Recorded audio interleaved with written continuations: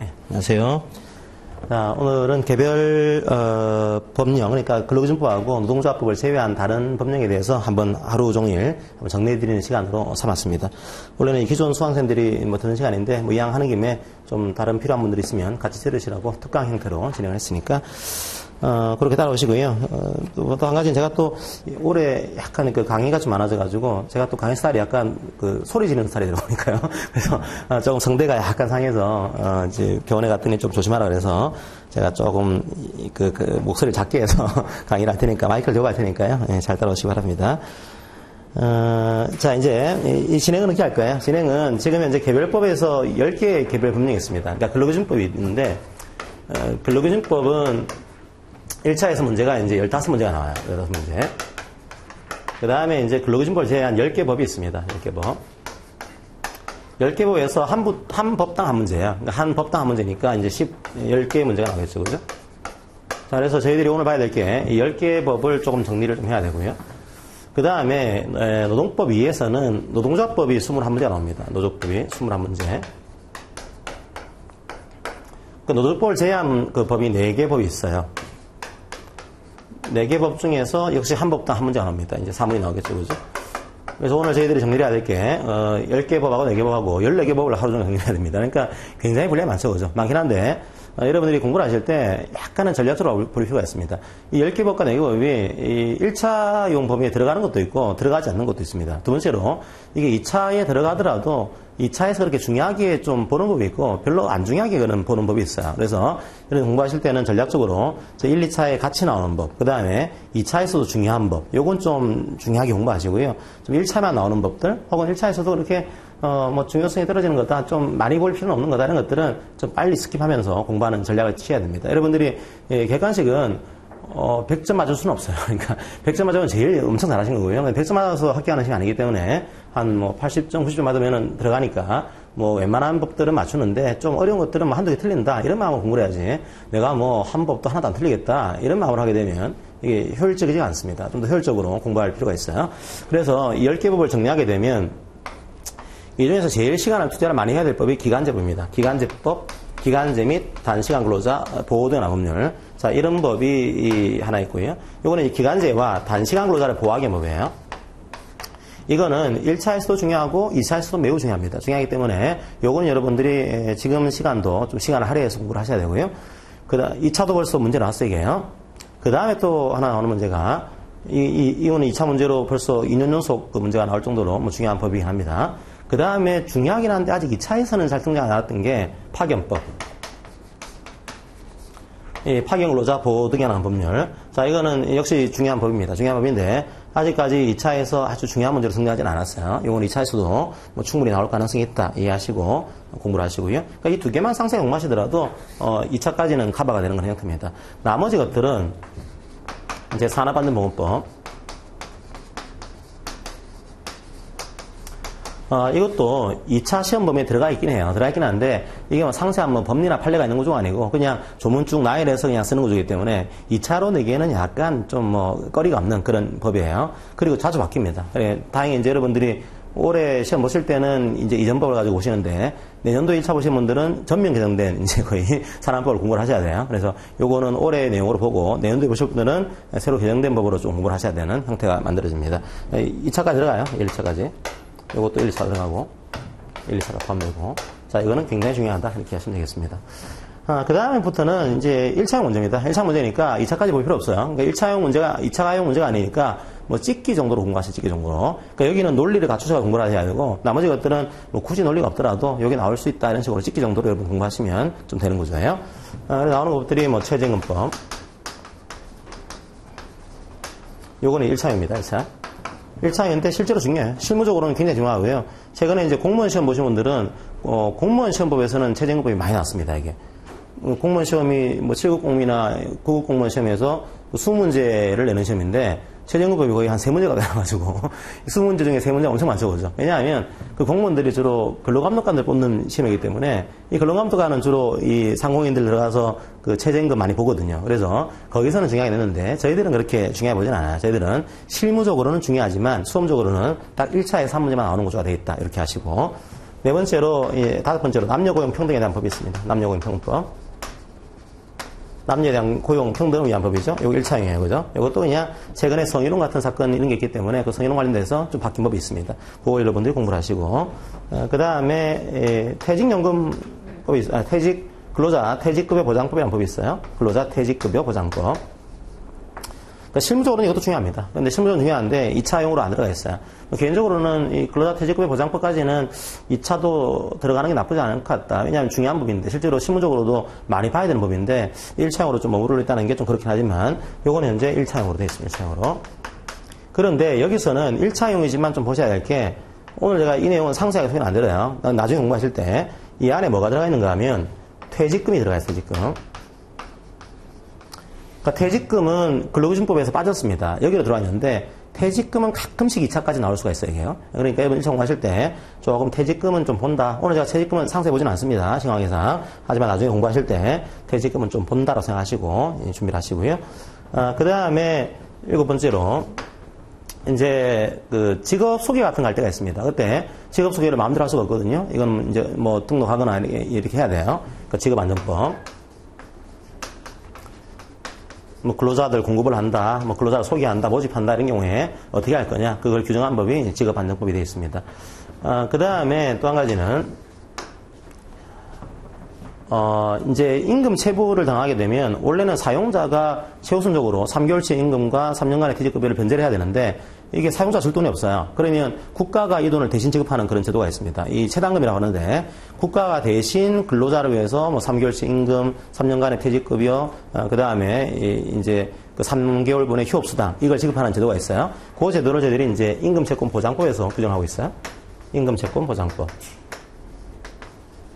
그러니까 국가가 이제 사용자를 대신해서 돈 주는 그런 제도를 만들어낸 겁니다.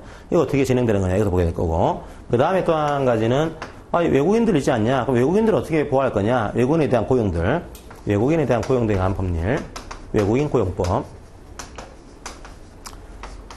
그 다음에, 회사를 가면은 뭐 좀 큰 회사 같은 경우는 우리 사주 같은 걸 운영을 하고 있어요. 그래서 대표적으로 우리 사주 같은 것들 혹은 사내 근로복지기금 이런 것들을 운영할 때가 있습니다. 그럼 이런 우리 사주 제도라든지 사내 근로복지기금 혹은 복지제도를 카페테리아식으로 선택적인 복리후생제도로 운영할 때가 많아요. 그것들을 어떻게 이제 운영을 하는 게 좋으냐 그런 것들을 규정한 법이 근로복지기본법 이런 법이 있습니다.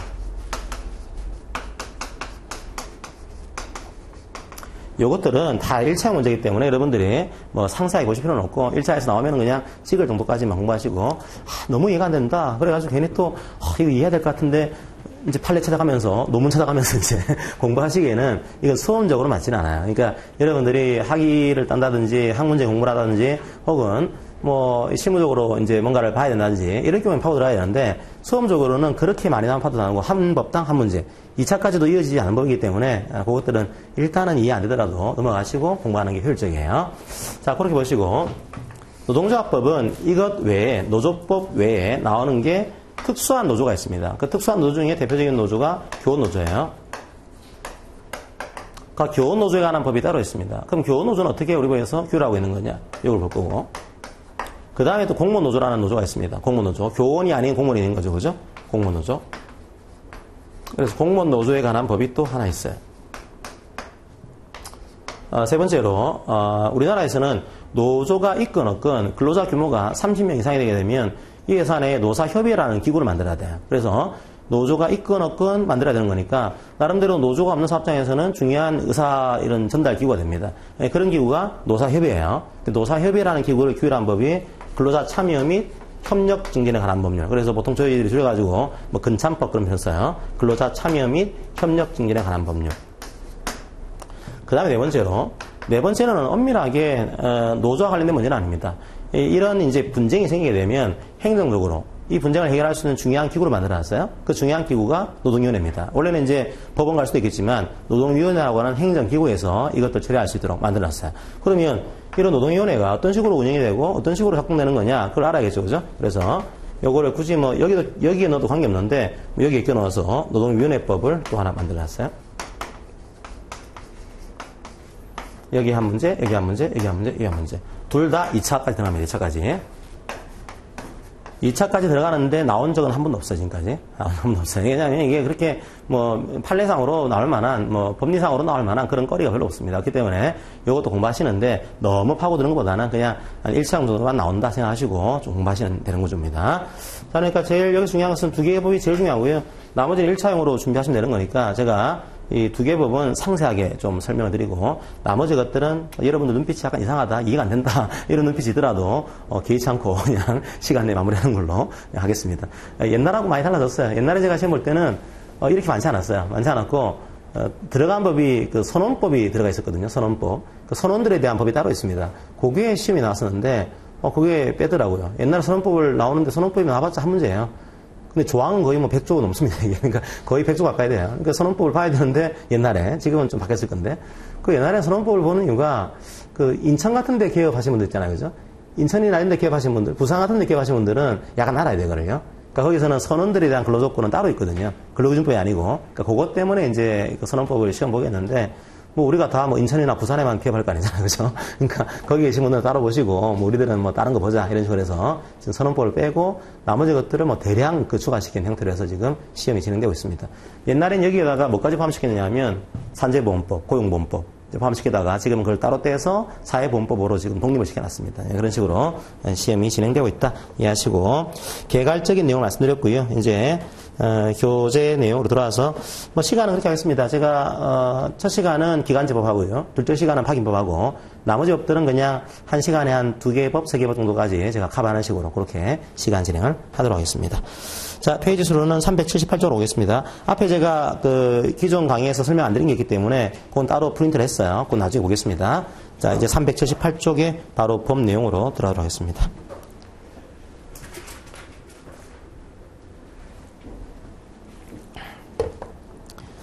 제가 이제 목 때문에 좀 물을 자주 마시다니까 혹시 마시는 시간에 좀 쉬시고 이렇게 하세요. 저도 쉬고 여러분도 쉬고. 자, 이제 기간제법 및 단시간 기간제 및 정확한 법 이름 보시기 바랍니다. 실제로 결국은 법의 이름만 잘 보시더라도 나름대로 이 법의 의미를 알 수가 있어요. 아주 수상적인 법을 만들어 놓지 않았어요. 보시면 기간제 및 단시간 근로자의 보호 등에 관한 법률 이런 표현을 쓰고 있습니다. 그러면 한번 지우면서 제가 정리를 하겠습니다.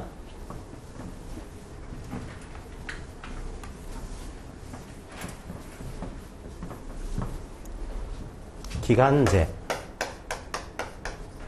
및 단시간 근로자 보호법이에요. 그러니까 여기서는 누구를 보호할 건지에 대한 대상이 나와 있습니다. 이 누구를 위한 법인 거냐? 기간제 근로자를 위한 법인 거다 나와 있고요. 그 다음에 누구를 위한 법인 거냐? 이 단시간 근로자를 위한 법인 거다 이게 나와 있어요. 이 사람들 어떻게 한다 그러냐? 이 사람들 어떻게 하겠다가 아니고 이 사람들을 보호하겠다. 그리고 해서 이 사람들을 보호하는 법을 좀 만들어 주겠습니다. 그러니까 이 법에 보자 하는 기간제와 단시간 근로자를 어떻게 보호할 거냐? 이게 법이에요. 그럼 약간 정리할 필요가 있습니다. 여러분이 생각할 때 기간제와 단시간 근로자 어떻게 보호해야 될까요? 기간제의 가장 큰 문제점은 보호가 안 되는 문제점은 제가 지난 시간에 말씀드렸어요. 근로관계가 끝나게 되면 우리가 끝나는 케이스가 3가지가 있다고 했어요. 첫 번째로 내가 그만두는 케이스 그죠? 내가 사직하는 케이스가 있습니다. 내 의사로 끝나는 케이스가 있어요. 그죠? 요거는 이제 해지 통고를 하거나 혹은 합의 해지를 청약하거나 이렇게 해서 해지 통고와 합의 해지로 자 끝나는 케이스. 내가 던진 케이스입니다. 그러니까 사용자가 책임질 일이 없어요. 사용자는 그냥 나 당신 던졌으니까 제가 수리할게요. 이걸 끝나는 겁니다. 사용자가 책임지세요. 왜 이렇게 근로자가 사직서를 던지도록 내버려 놨습니까? 이렇게 할 수는 없어요. 그냥 자기가 던진 거예요. 별로 이제 우리가 중요하게 보지 않습니다. 근로자 보호의 많은 지점을 차지하고 있지는 않아요. 자, 그리고 또 한 가지는 해고를 봤어요. 해고는 굉장히 많이 보호한다라고 했죠. 그죠? 해고는 또 왜 보호하는 거냐?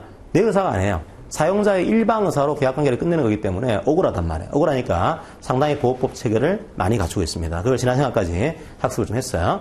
자, 그 다음에 이제 보실 내용들이 계약관계가 내 의사로 끝나는 것도 아니고 사용자 의사 표시로 끝나는 것도 아니고 그때가 되면 계약관계는 자동으로 끝나는 이런 케이스가 또 등장하게 됩니다.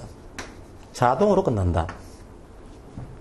우리 법에서는, 우리 판례에서는 3가지를 인정하고 있어요. 자동으로 끝나는 게 있어요. 그러니까 이거는 근로자 의사도 아니고 사용자 의사도 아니고 그냥 그때가 되면 그냥 끝나는 거다. 그러니까 아무도 책임 안 지는 거예요. 이건 사용자 책임도 아니고 근로자 책임도 아니에요. 그러니까 한마디로 법적으로 다툴 거리가 없다는 겁니다. 이게 그 케이스가 3가지라고 있어요. 하나가 사망.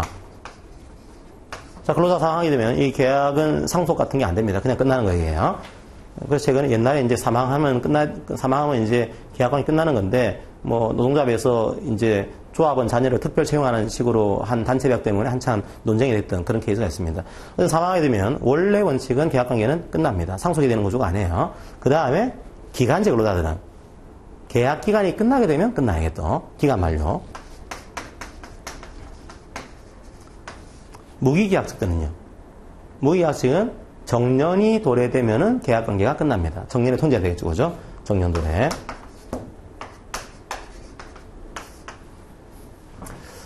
자, 오늘 볼 내용은 그 중에서도 이걸 보는 겁니다. 자, 기간제 근로자를 감안하시게 되면 왜 보호를 해야 되는 거냐? 기간이 끝나게 되면 계약관계는 자동으로 끝나요. 이게 자동으로 끝난다는 얘기는 사용자에게 책임 안 묻겠다는 거거든요. 당신 계약 기간이 끝났습니다. 이제 그만 나가주세요. 만약에 이 나가주세요 하는 것을 해고로 이해하게 되면, 해고는 정당한 이유가 있어야 돼요. 그럼 해고하기 위해서는 또 예고도 해야 됩니다. 해고하기 위해서는 또 서면으로 통지해야 돼요. 해고하기 위해서는 금지기간도 있습니다. 자, 그런데 이거는 해고가 아니니까 그런 해고에 대한 조항을 제가 맞는다. 이게 보호가 안 되는 구조가 되는 겁니다. 그냥 계약 기간 끝났더니 이제 그만 나가주세요.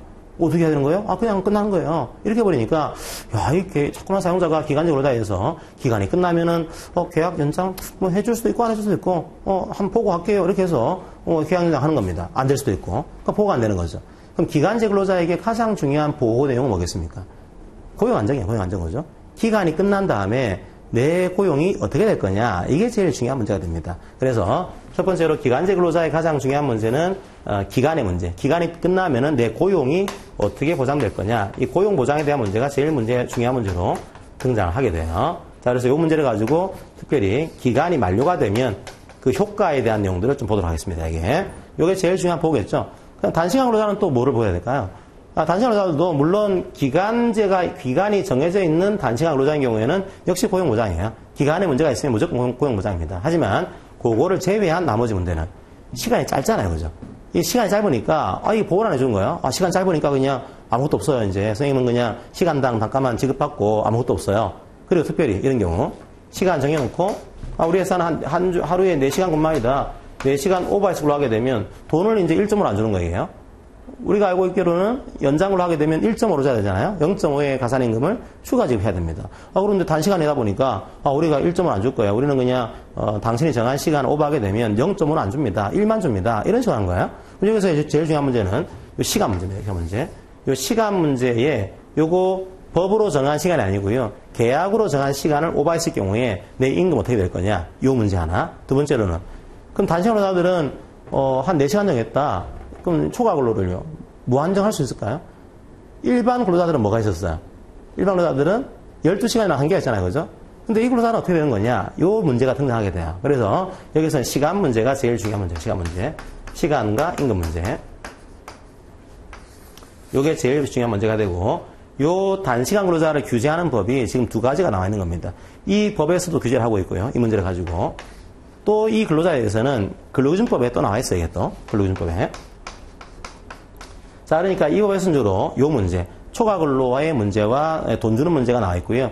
일반 근로기준법에서는 그거 말고 다른 거 어떻게 보호하는 거냐 이런 내용들이 일반적인 내용들이 규정이 되어 있어요. 그래서 여러분들이 단시간을 볼 때는 이 법과 근로기준법을 함께 봐야 되는 구조가 되어 있습니다. 그래서 제가 앞에 근로기준법에서 보호되는 내용들을 좀 프린트를 해놨어요. 교재에 있습니다. 나중에 볼 겁니다. 자, 그래서 이 2가지를 주로 보게 될 거고, 그 다음에 이 두 사람들이 다 중요한 문제가 있어요. 공통적으로. 뭔가 하면 차별하지 마세요. 차별하지 마세요. 기간제라는 이유로 차별하지 마세요. 이게. 그 다음에 단시간이라는 이유로 차별하지 마세요. 이렇게 규정이 되어 있습니다. 이것도 중요하겠죠. 그걸 볼 거예요. 그러니까 오늘 볼 내용의 주된 테마는 이 두 가지입니다. 그러니까 기간제와 단시간 근로자에 대한 특별한 보호조항, 그 다음에 기간제와 단시간에게 통일적으로 보호를 해야 되는 차별적인 보호조항. 이거 어떻게 할 거냐? 이 내용들을 쭉 이제 공부를 하시게 될 겁니다. 자, 이제 그 앞에 내용을 좀 보고 난 다음에 뒤에 내용은 제가 다시 설명드릴게요. 앞에 보겠습니다. 378쪽에 기간제법 총론. 목적 읽어보시고요. 뭐든지 목적 보셔야 돼요. 개별법에서는 생각보다 목적이 잘 나와요. 이게. 기간제, 근로자, 보호하겠다 이거요. 뭐를요? 불합리한 차별을 시정하겠다. 그 다음에 근로조건을 보호하겠다. 이걸 강화하겠다는 겁니다. 이걸 강화해서 노동시장의 건전한 발전에 이바지하겠다. 자, 이게 기간제법의 목적이 됩니다. 정의를 볼게요. 자, 정의 문제가 가끔씩 나옵니다, 이게. 기간제 근로자. 특별히요, 우리 법에서는 근로자를 구분할 때 사실은 두 가지입니다. 기간제, 기간이 없는 근로자. 그러니까 우리가 보통 사회에서는 기간제 근로자, 무기계약직 근로자, 뭐 정규직 근로자 이런 표현을 쓰긴 하는데 법적인 의미로서는 기간이 정한 근로자가 있고 그 다음에 기간이 정함이 없는 근로자가 있을 뿐이에요. 실제로는요. 근데 기간에 정함이 없는 근로자에서 우리가 사회적으로 원래 정규직으로 입사한 분들은 정규직 이런 표현을 쓰고 있고요. 그 다음에 기간제로 계시다가 무기계약 되신 분들은 그냥 무기계약직 그런 표현을 쓰고 있는 겁니다. 법적으로는 똑같아요. 법적으로는 기간제와 그냥 기간에 정함이 없는 무기계약 근로자 이렇게 두 가지로 구분할 수 있습니다. 그럼 기간제 근로자는 누구냐? 계약서 보면 알아요. 내가 기간제로 들어왔는지 무기계약으로 들어왔는지. 무기계약직은 뭐가 없을까요? 시작하는 시간만 있고 끝나는 시간이 없어요. 하지만 기간제는 기간에 정함이 있는 겁니다. 끝나는 기간도 나와 있어요. 이게요. 언제부터 언제까지. 이게 기간제 근로자인 거다. 두 번째, 단시간 근로자. 단시간 근로자가 또 이 문제로 나온 적이 있습니다. 누가 단시간일까요? 잘 보셔야 돼요. 옛날에 제가 어떤 그 신문을 봤더니 우리 회사에 어떤 출판사가 우리나라에 있더라고요. 그 출판사를 봤더니 그 출판사가 약간 조금 그 진보적이라 그럴까요? 좀 독특했습니다. 계약 시간을 모든 근로자에게 6시간으로 했어요. 하루에.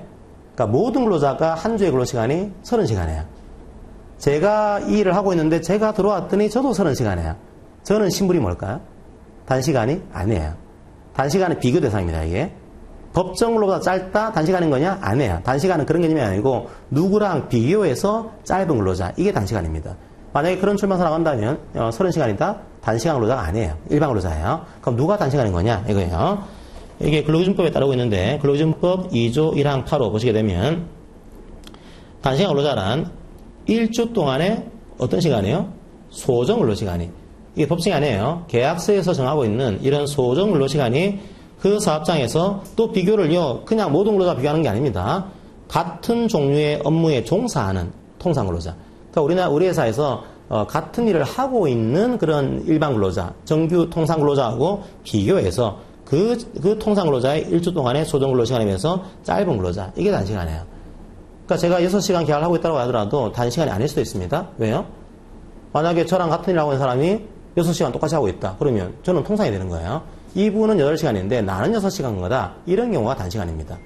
저도 나중에 이제 보리 출판사라는 출판사가 있는데 그거 난 다음에 나중에 저 사업하면은 저도 그런 식으로 한번 사업을 해볼까.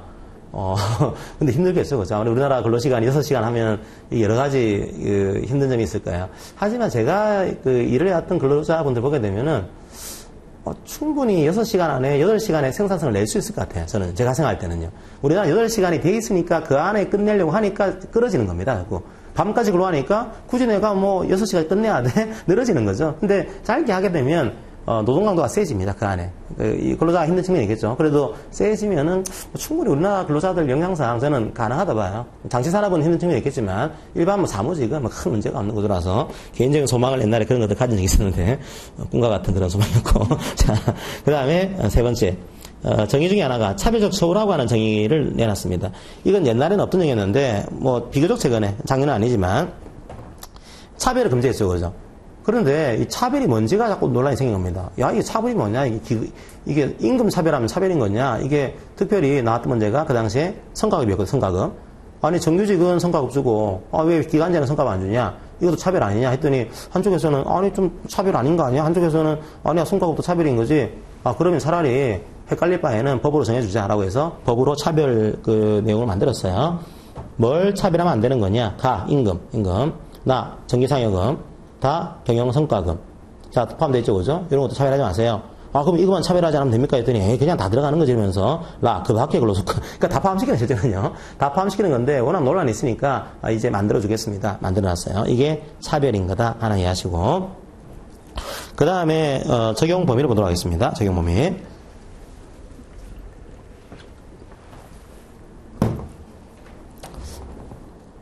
적용 범위는 근로기준법과 굉장히 유사합니다. 근로기준법이 어디에 적용됐죠? 전면 적용이 5인 이상에서, 그죠? 그러면 이 법도 5인 이상은 전면 적용, 5인 이상은 전면 적용. 그리고 국가기관, 지자체기관도 전면 적용.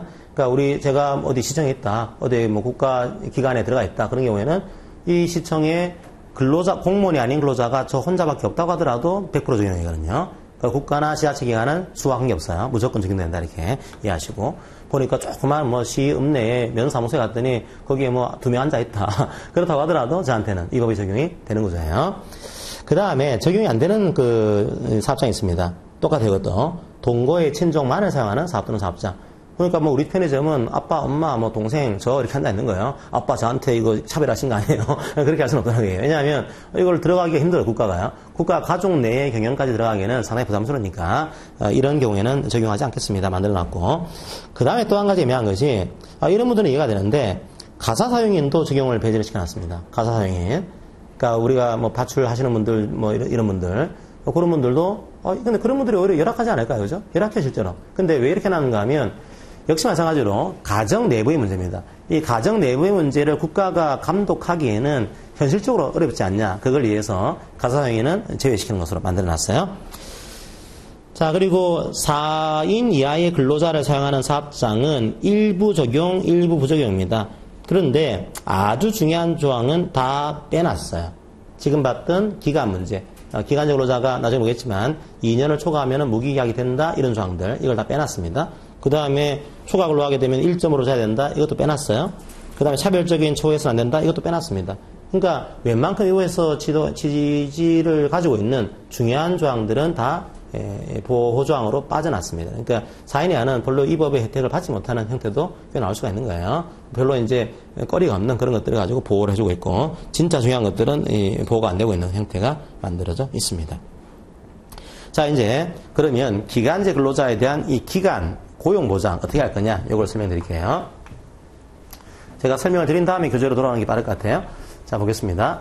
제가 기간제 가장 큰 약점이 뭐라고 했습니까? 기간제 가장 큰 약점은 기간이 끝나게 되면 계약관계는 자동으로 끝나는 거예요.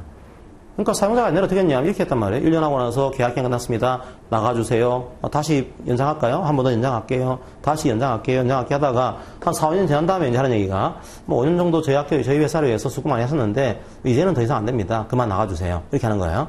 사용자 주장은 이 그만 나가라고 한 것은 뭘까요? 이거니까 우리는 아무 문제 없습니다. 그냥 자동으로 끝났습니다. 나가주세요. 근데 근로자 입장에서는 아니 내가 이 회사를 위해서 아무리 계약직이라고 하더라도 거의 뭐 6년 7년 근무했는데 그냥 나가라고 하는 것이 이게 말이 되냐. 이거 뭔가 보호해야 되는 거 아니냐.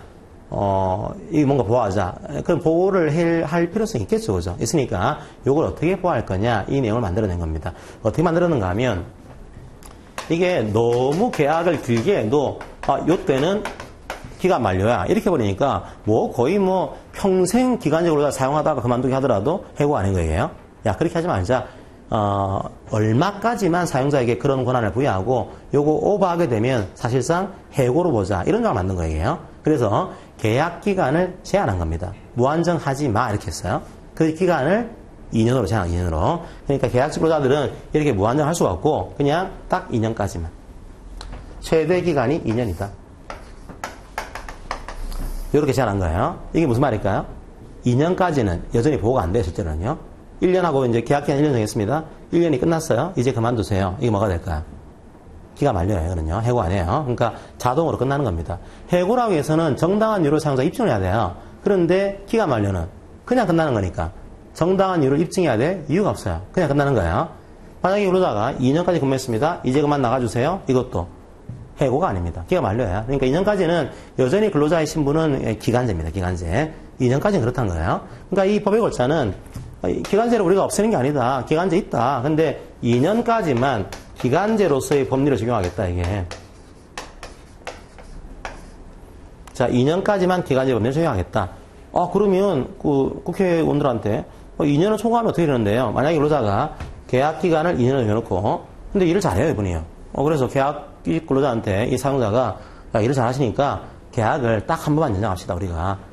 계약 연장이에요. 정식이 아니고 계약 연장이에요. 이러면서 한 1년까지만 더 연장합시다. 1년을 더 연장한 거예요, 연장을. 1년 연장. 그리고 나서 이때, 이제는 뭐 된 것 같습니다. 이제 선생님하고 계약 기간이 끝났기 때문에 계약 기간 만료입니다. 이제 그만 나가주세요.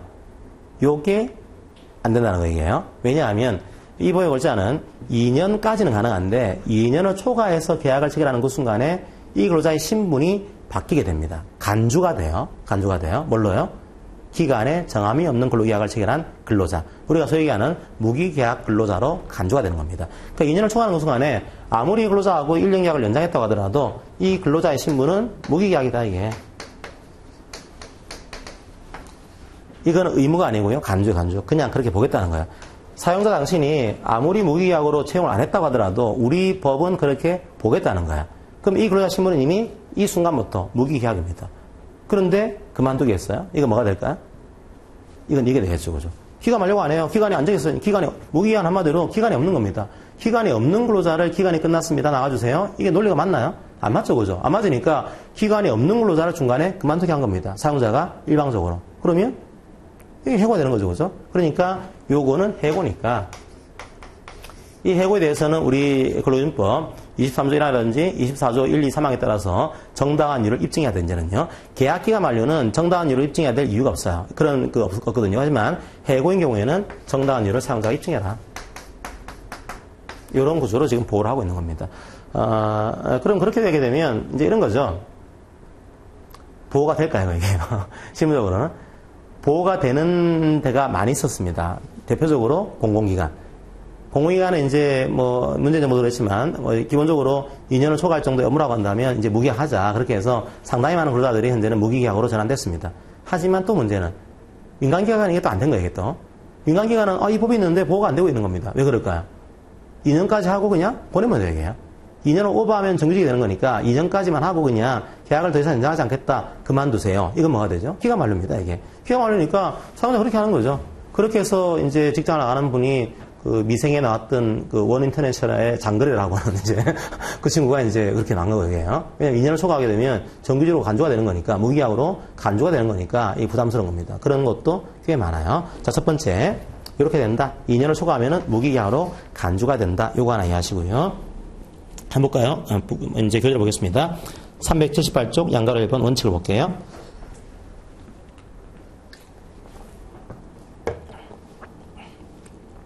제가 시간 관계상 말 빠르기 정도는 이 정도로 진행을 하도록 할게요. 양가로 1번 원칙 얼마까지 사용하고요? 2년. 2년을 초과하지 않은 범위 내에서 사용할 수 있다. 그리고 반복할 수도 있어요. 1년 하고 또 1년 반복하고 6개월, 2개월, 3개월 이런 식으로. 그러니까 우리나라가 이러다 보니까 쪼개기 계약이 많습니다. 쪼개기 계약. 계약을 쪼개버려요. 1년으로 하지 않고 그냥 2개월 했다가 3개월 했다가 또 4개월 했다가 사람 피를 말리는 거예요. 그러니까 2개월 하고 나서 2개월 동안 열심히 잘하면 연장할 수도 있고 또 잘하셨네요. 또 3개월 계약합시다. 또 잘하시면 또 연장할 수도 있고. 그러니까 이 근로자는 2년을 초과하기까지만 기다리고 있는 건데 그 기간 동안에 희망 고문을 하고 있는 거죠. 그리고 2개월, 3개월, 4개월 했다가 마지막에 2년 되면은 그만 나가주세요. 그러니까 엄청난 이제 계약 반복을 하면서 희망 고문을 하면서 이제 2년 끝나면은 계약을 해제해버리는 이런 케이스도 꽤 있어요, 이게요. 자, 보겠습니다. 그러면 2년을 초과하면 어떻게 되는 거냐? 조금 뒤로 와서 볼게요. 380쪽의 2번을 먼저 보겠습니다. 380쪽의 2번. 기간제 근로자의 고용 의제 이걸 볼게요. 2년을 초과해서 기간제 근로자로 사용하는 경우에는 그 기간제 근로자는 기간에 정함이 없는 근로계약을 체결한 근로자로 본다. 이건 기간에 정함이 없는 근로자로 채용해야 된다가 아니에요. 그냥 보는 거예요, 이거는요. 그렇게 본다. 사용자 당신이 채용 안 했더라도 우리는 그렇게 보겠다. 그러니까 근로자가 소를 제기하면 이기는 거다, 이게 이런 거예요.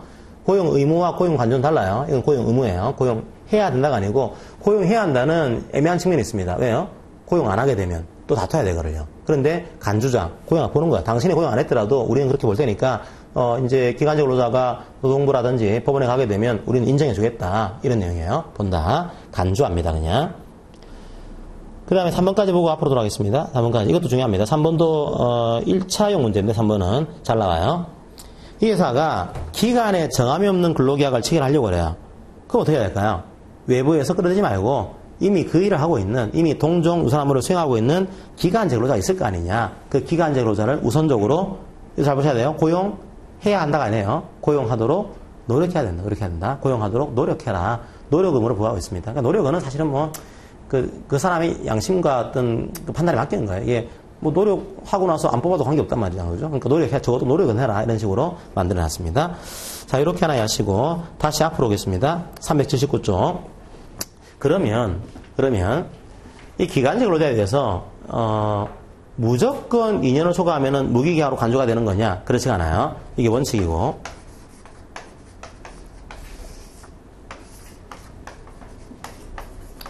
예외적으로 2년을 초과하더라도 무기계약이 안 되는 근로자가 있습니다. 그러니까 이 근로자는 3년 계약을 하더라도 그냥 기간이 끝났습니다. 나가주세요. 가능한. 원래는 안 되잖아요. 원래는 해고를 하는 거니까, 무기계약이니까. 그런데 2년을 초과하더라도 무기계약이 안 되는 근로자를, 예외적인 근로자를 만들어놨어요. 그 이 근로자는 3년을 계약했다고 하더라도 이제 그만두세요. 해고가 아닌 겁니다. 그냥 계약직. 자, 그 근로자가 누군 거냐? 그걸 만들어놨어요. 한번 379쪽 보겠습니다. 양가로 2번 예외. 1호 볼게요. 자, 사업의 완료 또는 특정한 업무의 완성에 필요한 기간을 정한 경우. 이거 무슨 얘기가 하면, 왜 2년을 초과하면은 무기계약으로 간주가 된다? 이런 조항을 만들어 놨을까요? 우리 법의 기본 시각은, 야, 이게 2년을 초과할 정도의 업무라고 한다면, 사실은 상시 업무 아니냐? 원래 기간적으로 나는 임시 업무를 하기 위한 게 기간적으로 하는 건데, 야, 2년을 초과하면 상시 업무지. 그러니까 기간제가 아니고 무기계약으로 봐야 되는 거지. 이런 취지가 깔려 있는 겁니다. 그런데 어떤 일은요, 상시 업무가 아니고 사업인 경우가 있어요. 대표적인 것이 아파트 같은 겁니다. 아파트 건설업. 그러니까 건설업 하는데 우리 아파트 건설이 한 3년짜리 사업이에요. 그럼 3년 동안 사업하는 겁니다. 이게 영원히 가는 업무인가요? 그렇지 않다는 거예요. 이거 사업이다 보니까 시작이 있고 끝이 있는 겁니다. 그런 사업은 그냥 임시적인 업무가, 상시 업무가 아닌 거다. 그냥 사업기간, 프로젝트가 있는 거니까 시작할 때부터 끝날 때까지 그 기간을 다 인정해 주겠습니다. 2년을 초과했다고 하더라도 요일응직 근로자분들을 다 정규직으로 해야 될 필요가 없습니다. 그런 예를 만들어 놓은 거예요. 그게 1번입니다. 자, 사업의 완료 또는 특정한 업무 완성에 필요한 기간 정한 경우. 자, 이유는 뭔가 하면은, 원래 상시 업무라 그랬죠. 근데 이 업무가 상시 업무가 아니고, 이 근로자가 이제 휴직을 간 거예요. 휴직을 가서 자리가 빈 겁니다. 다시 복귀할 거예요. 그러니까 복귀할 때까지 이제 메꿔야겠죠. 그죠? 그래서 복귀할 때까지 메꾸기 위해서 이 근로자를 채용한 거예요. 원래 업무가 상시 업무가 아니고 잠깐 빈 자리를 메꾸기 위한 이런 목적을 가지고 있는 겁니다. 그러면 이 근로자가 복귀하게 되면, 유가족에서 혹은 뭐 해외 파견해서 복귀하게 되면, 이제 일자리가 의미가 없어지는 거죠. 그런 경우는 상시 업무가 아닌 거니까 설사 그 빈 기간이 3년이 됐다고 하더라도 이거는 들어오시면은 나가야 됩니다. 이거는 해고가 아닙니다. 기간 만료로 보겠습니다. 3년 했다고 하더라도 인정해 줄게요. 그런 예외예요. 그게 2번입니다. 2호입니다. 휴직 파견 등으로 결혼 발생한 케이스. 세 번째로는 약간 학업훈련 같은 경우는 인정도 해주고 있어요. 그러니까 학업감에 이 일을 하기 위해서 뭐 직업훈련이 필요하다. 그 직업훈련 기간을 정한 경우도 요거는 2년 초과하더라도 인정해 주겠다. 설사 요 기간 포함해가지고 2년을 초과했더라도 그건 문제 없다. 이거예요. 네 번째가 이제 판례도 있고 좀 중요한 문제긴 합니다. 너무 연세가 많이 드신 분들은, 예외적으로 하고 있어요. 고령자. 우리 법상의 고령자는 55세 이상입니다. 55세 이상. 모든 나이는 만 나이에요. 만 55세 이상. 그러니까 만 55세 이상 되신 분들은 아무리 계약을 했다고 하더라도 1년, 2년, 3년 지났다고 하더라도 그냥 계약직입니다. 이건 회사에 뭐를 얘기하는 걸까요? 회사 상대로 해서 이분들 많이 채용하세요. 이분들은 정규직으로 보호할 필요가 없으니까 이왕이면 고령자들을 많이 채용하세요. 일종의 고령자를 채용을 하기 위한 그런 이제 일종의 당근 같은 걸 주고 있는 이런 제도로 볼 수 있어요. 그럴 수 있어요. 고령자 같은 경우에는 오히려 너무 보호가 될수록 채용이 안 될 수도 있습니다. 약간 이분들은 이렇게 하는 것이 가능합니다. 만들어 둠으로써 좀 사용자에게는 여력이 생기는 거죠. 그럼 일단 채용했다가 뭐 좀 일을 못 하시면은 1년 지난 다음에 계약을 해제하자 이런 거니까 오히려 고령자에 대한 고용을 촉진하기 위한 이런 목적을 좀 가지고 있습니다. 다섯 번째로 전문적인 지식기술이라는 게 필요한 경우. 이거는 뭔가 하면 이제 여러분이 변호사, 노무사, 세무사 이런 사람이 됐어요. 이런 사람들이 이제 회사에 들어가게 되면 계약직으로 뽑을 때도 있습니다. 그러니까 계약직 노무사 2년 뽑습니다라고 해서 들어갈 때가 있어요. 노무사가 이분이 일을 잘해요. 일 잘하시니까 2년을 오버했습니다. 한 3년 근무했어요.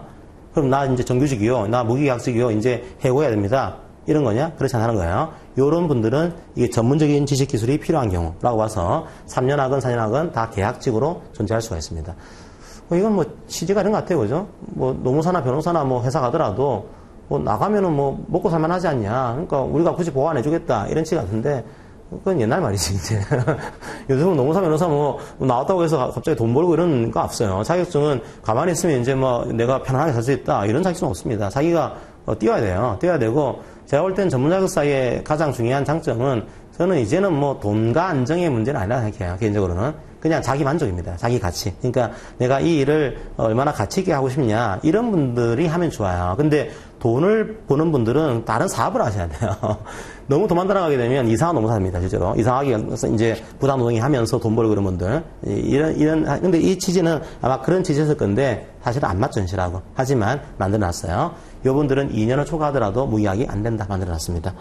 그 다음에 뒤에 보시면은, 정부의 복지정책, 실업대책에 따라서 일자리 정하는 경우로서 대통령이 정하는 경우. 이거는 이런 케이스입니다. 정부가 보니까 실업률이 너무 높아요. 너무 높으니까 낮춰야겠죠, 그죠? 낮추기 위해서 일시적으로 일자리를 만든 겁니다. 여러분에게 생각하는 공공 일자리 정책 이런 것들. 그러니까 그런 정책을 만들었는데, 한 2년까지 했어요. 했는데, 실업률이 안 떨어져요. 그래서 연장한 겁니다. 한 3년까지 할까? 그렇더라도, 원래 목적이 상시 업무가 아니고, 실업률을 낮추기 위한 사업인 거죠, 그죠? 요거는 정부가 정할 수 있는 겁니다. 그 기간 동안 했다고 하더라도, 2년을 초과했다고 하더라도, 이건 괜찮다. 이건 인정해주겠다. 그런 예를 만들어 놨어요. 그 다음에 법률 6호로 보시면은, 그 밖에 대통령령이 정하는 경우도 예외를 만들어 놨습니다. 그러니까 법률은 별로 안 많은데요. 시행령이 엄청 많아요. 시행령에서 예외적인 근로자들을 꽤 많이 만들어 놨습니다. 밑에 박스 친 내용들이 시행령 조항이에요. 요분들은 예외다 만들어 놨습니다. 한번 볼까요? 시행령. 첫 번째, 자, 몇 가지만 다 볼 수는 없고요. 몇 가지 보겠습니다. 첫 번째, 박사학위를 소지하고 해당 분야에 종사하는 경우. 그러니까 박사학위를 가지고서 박사학위와 관련된 분야에 종사하는 경우는 2년 초과하더라도 무기약이 안 되는 것으로 만들어놨어요. 그것 때문에 이제 요즘은 꽤 이게 정부가 얘기를 해서 정규직이 되고 있는데, 그 대덕이나 이런 데 가면은 연구단체들 있잖아요. 그죠? 연구기관. 거기에 박사급 비정규직이 많았어요. 굉장히. 박사급인데 어디 하고 있습니까? 관련문에 종사하고 있는 거예요. 계약서로 보았습니다. 계약직 2년을 초과했다고 하더라도 무계약이 안 돼요. 이 법에 따르면은. 그래서 엄청 많았는데, 뭐 최근 정부에서 정규직으로 해야 되는 거 아니냐 그런 취지로 뭐 꽤 많이 정규직으로 이제 전환시키고 있는 그런 상황이긴 해요. 어쨌든 법상으로는 예외가 돼 있어요. 예외가.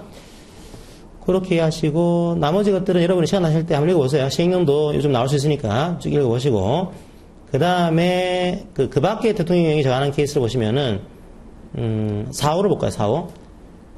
고등교육법에 따른 조교, 겸임교원, 명예교수, 시간강사, 초빙요원. 그러니까 시간강사. 대학교의 시간강사는 2년을 초과했다고 하더라도 이 대학의 무기계약 강사 같은 것들이 되지 않습니다. 예를 만들어놨어요. 옛날에 이제 시간강사 어떻게 되는 거냐 이런 논쟁이 많아가지고 그냥 왜냐하면 잘 보시게 되면 박사학위를 가진 사람은 어차피 예입니다. 그죠? 박사학위를 가진 사람은 어차피 2년을 초과하더라도 무기계약이 안 되게 돼 있어요. 근데 시간강사 중에 또 누가 있을까요? 석사학위를 하는 사람도 있거든요. 석사학위 하는 사람. 그럼 석사학위를 하는 사람은 2년 초과하면은 무기계약 되는 거 아니냐?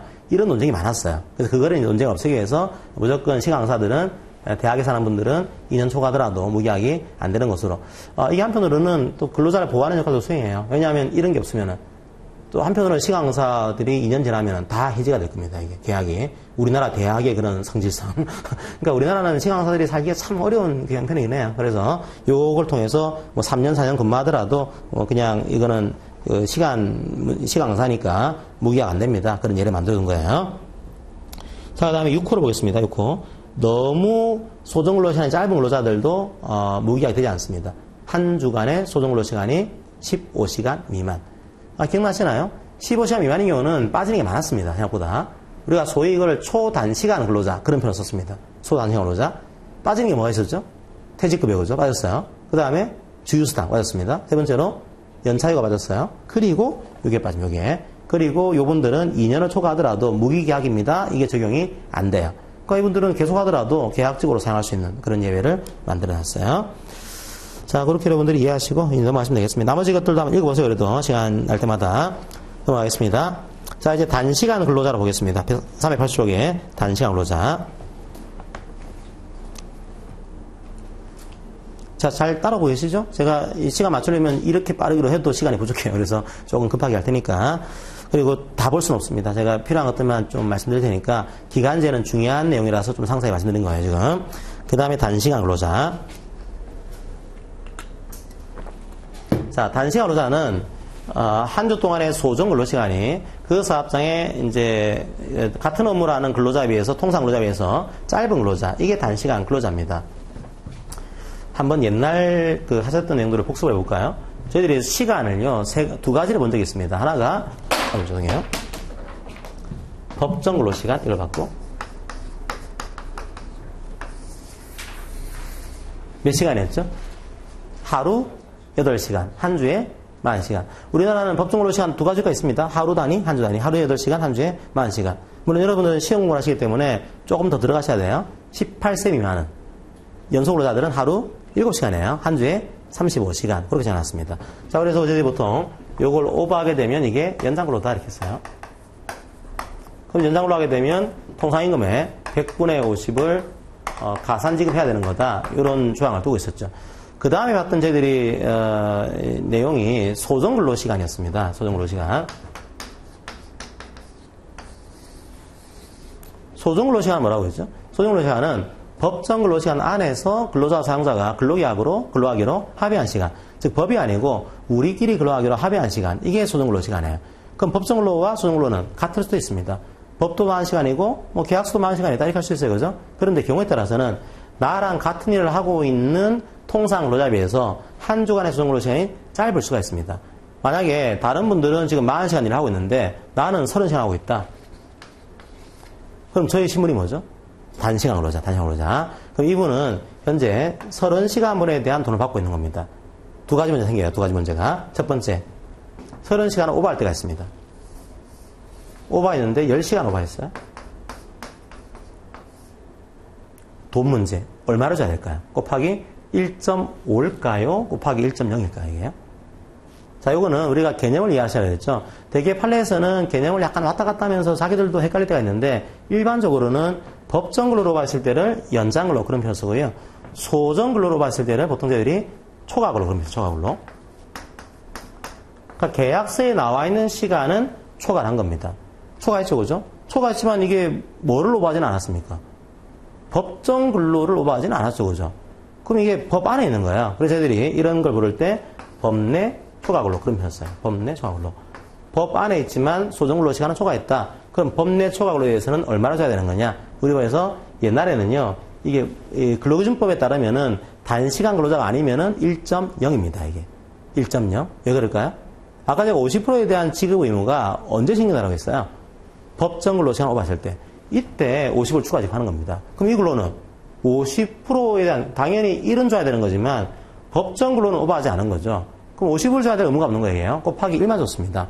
그렇게 하다 보니까 아니 단시간 근로자들은 짧게 근로하고 집에 가야 되는데 너무 이거 무리하게 초과 근로 시킬 수도 있지 않냐 이게. 예를 들면 20시간 근로해놓고 한 12시간 근로시키면서 우리 1.0만 주겠다. 이렇게 하게 되면 원래는 좀 짧게 근로하고 집에 가는 분들인데 너무 초과 근로에 대한 유인이 세지는 거 아니냐 이런 문제가 있었습니다. 그래서 법을 개정했어요. 어떻게 했냐면 설사 법 안에 있다고 하더라도 소정 근로 시간을 초과했으면 100분의 50을 초과 지급하도록. 그러니까 이게 법정 근로 시간을 오버하지 않았더라도 소정 근로 시간만 오버하더라도 단시간 근로자에 대해서는 50%를 추가 지급하도록 법을 개정했어요. 자, 요거 하나 이해하시고요. 두 번째는 시간 문제입니다. 그러면 30시간 계약을 했어요. 얼마까지 시간 할 수 있을까요?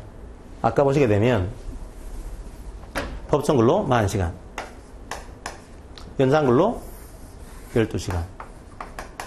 그럼 이분은 최대 할 수 있는 시간이 52시간이죠. 52시간. 52시간. 그럼 이분들도 30시간에서 52시간까지 가능한 거냐, 이게. 여기까지. 아니면 이분들은 소정 근로 시간을 기준으로 해서 12시간까지. 이 케이스는 40이가 되겠죠, 그죠? 그러니까 12시간의 기준점이 뭐냐, 이거예요. 단시간으로다는 52시간까지 쭉 초과할 수 있는 거냐, 아니면 자기가 정한 근로 시간을 기준으로 해서 12시간인 거냐. 우리 법은 이거. 소정 근로 시간을 기준으로 해서 12시간까지만 초과 근로를 할 수가 있다. 이렇게 두 가지입니다. 그러니까 초과했으면 50% 초과 지급. 그 다음에 근로 시간 한도도 소정 근로 시간 기준으로 12시간까지 가능하다. 이렇게 만들어놨어요. 그게 380쪽에 나옵니다. 3번 단시간 근로자. 자, 2번 단시간 근로자의 초과 근로 제한 보시게 되면 한 주간에 12시간 초과할 수 없다. 뭐를 기준으로요? 소정 근로 시간이에요. 법정이 아니고, 그죠? 소정 근로 시간 기준으로 해서 12시간까지 초과 근로 할 수 있다. 이해하시고. 초과 근로 하게 되면 그 초과 근로에 대해서는 설사 법 내 초과 근로인 경우에도 통상임금의 100분의 50을 가산 지급해야 된다. 이렇게 만들어놨어요. 그리고 4호에 통상 근로자를 채용을 하려고 합니다.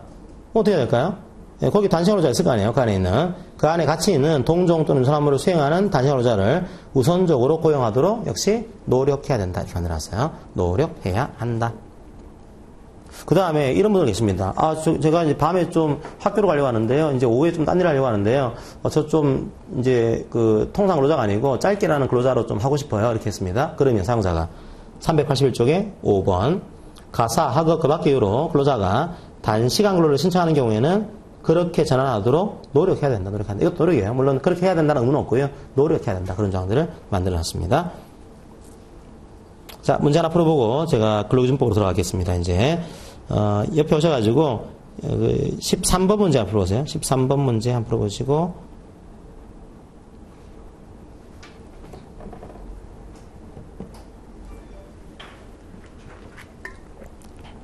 됐죠? 13번 문제는 우선적으로 고용해야 된다? 아니죠. 고용하도록 노력해야 된다. 다시 앞으로 오셔가지고 379쪽에 379쪽에 11번 문제 한번 풀어보세요. 노무사 2012년도 객관식 문제인데 한번 풀어보세요. 맨 밑에 379쪽에 11번 문제 풀어보고 제가 다시 설명드리겠습니다.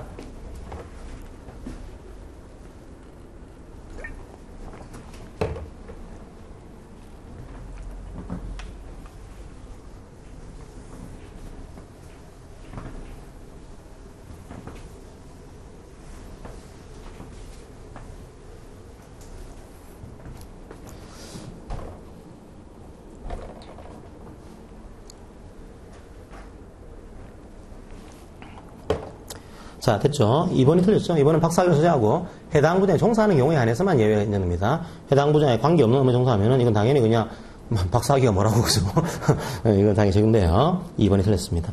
자, 그리고 이제 380쪽에 오시면은 로마자 3번에 1번에 이렇게 놨어요. 단시간 근로자의 근로기준법상 근로조건 해놓고 관련 문 참조를 이렇게 놨습니다. 그러니까 아까 말씀드린 대로 단시간 근로자들은 이 법에 의해서 보호되는 조항도 있지만 근로기준법에 따로 보장을 만들어놨어요. 그걸 좀 봐야 됩니다. 그걸 지난 시간에 말씀 안 드렸기 때문에 이번 시간에 짧게 보여드리고 넘어갈게요. 369쪽입니다. 369쪽. 369쪽에 단시간 근로자. 이거 만들어놨죠, 그죠? 단시간 근로자. 요거는 근로기준법에 나와 있는 조항이니까 이제 좀 따로 떼놓은 겁니다. 369쪽에 맨 앞에 단시간 근로자라고 하는 바탕 나와요. 여러분들이 가급적이면 1차 보실 때는 위에 조문을 읽어보는 훈련을 하세요. 그러니까 조문이 중요합니다. 그러니까 조문을 밑에는 설명한 것이고 조문 자체만 읽어보시더라도 충분히 득점을 할 수가 있어요. 그러니까 조문을 보시면은 단시간 근로자 누구라도 있죠? 1주 동안의 소정 근로시간이 그 사업장에서 같은 종류의 업무에 종사하는 통상 근로자의 1주 동안의 소정 근로시간에 비해서 짧은 근로자. 이게 단시간이에요. 근데 이런 정의조항을 잘 안 보게 되면 아주 쉬운 문제들도 틀릴 수가 있습니다. 옆에 한 문제 풀어보겠습니다. 한번 보겠습니다.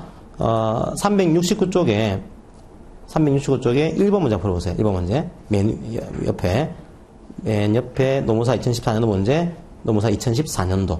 한번 풀어보세요.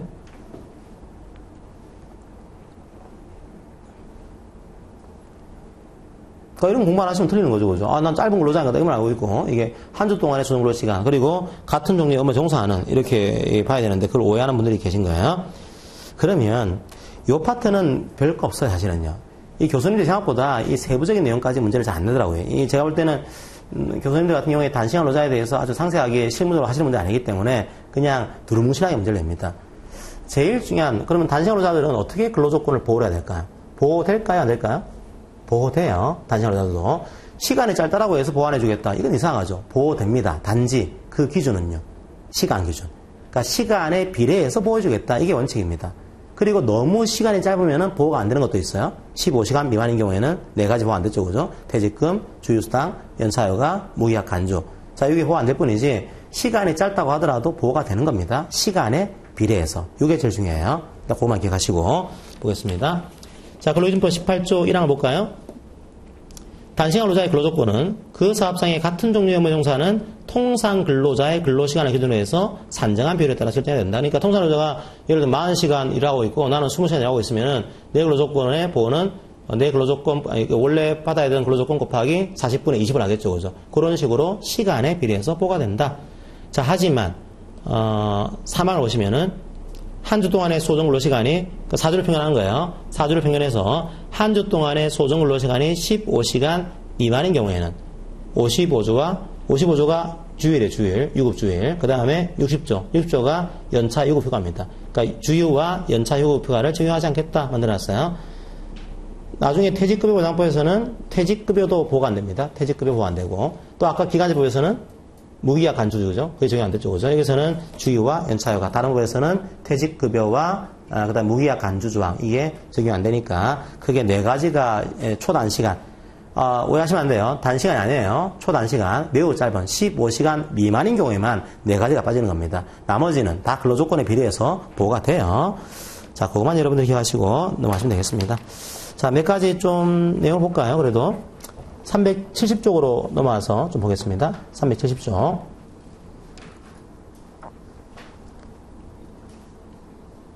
자, 2번을 좀 볼게요. 1번은 근로계약 체결은 지금 단시간법에 상세히 나와 있기 때문에 그 내용으로 보통 가름을 해요. 자, 2번 임금의 계산.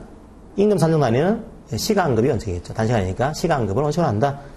그 다음에 이 시간급을 1급으로 환산을 해야 될 때가 있습니다. 1급으로.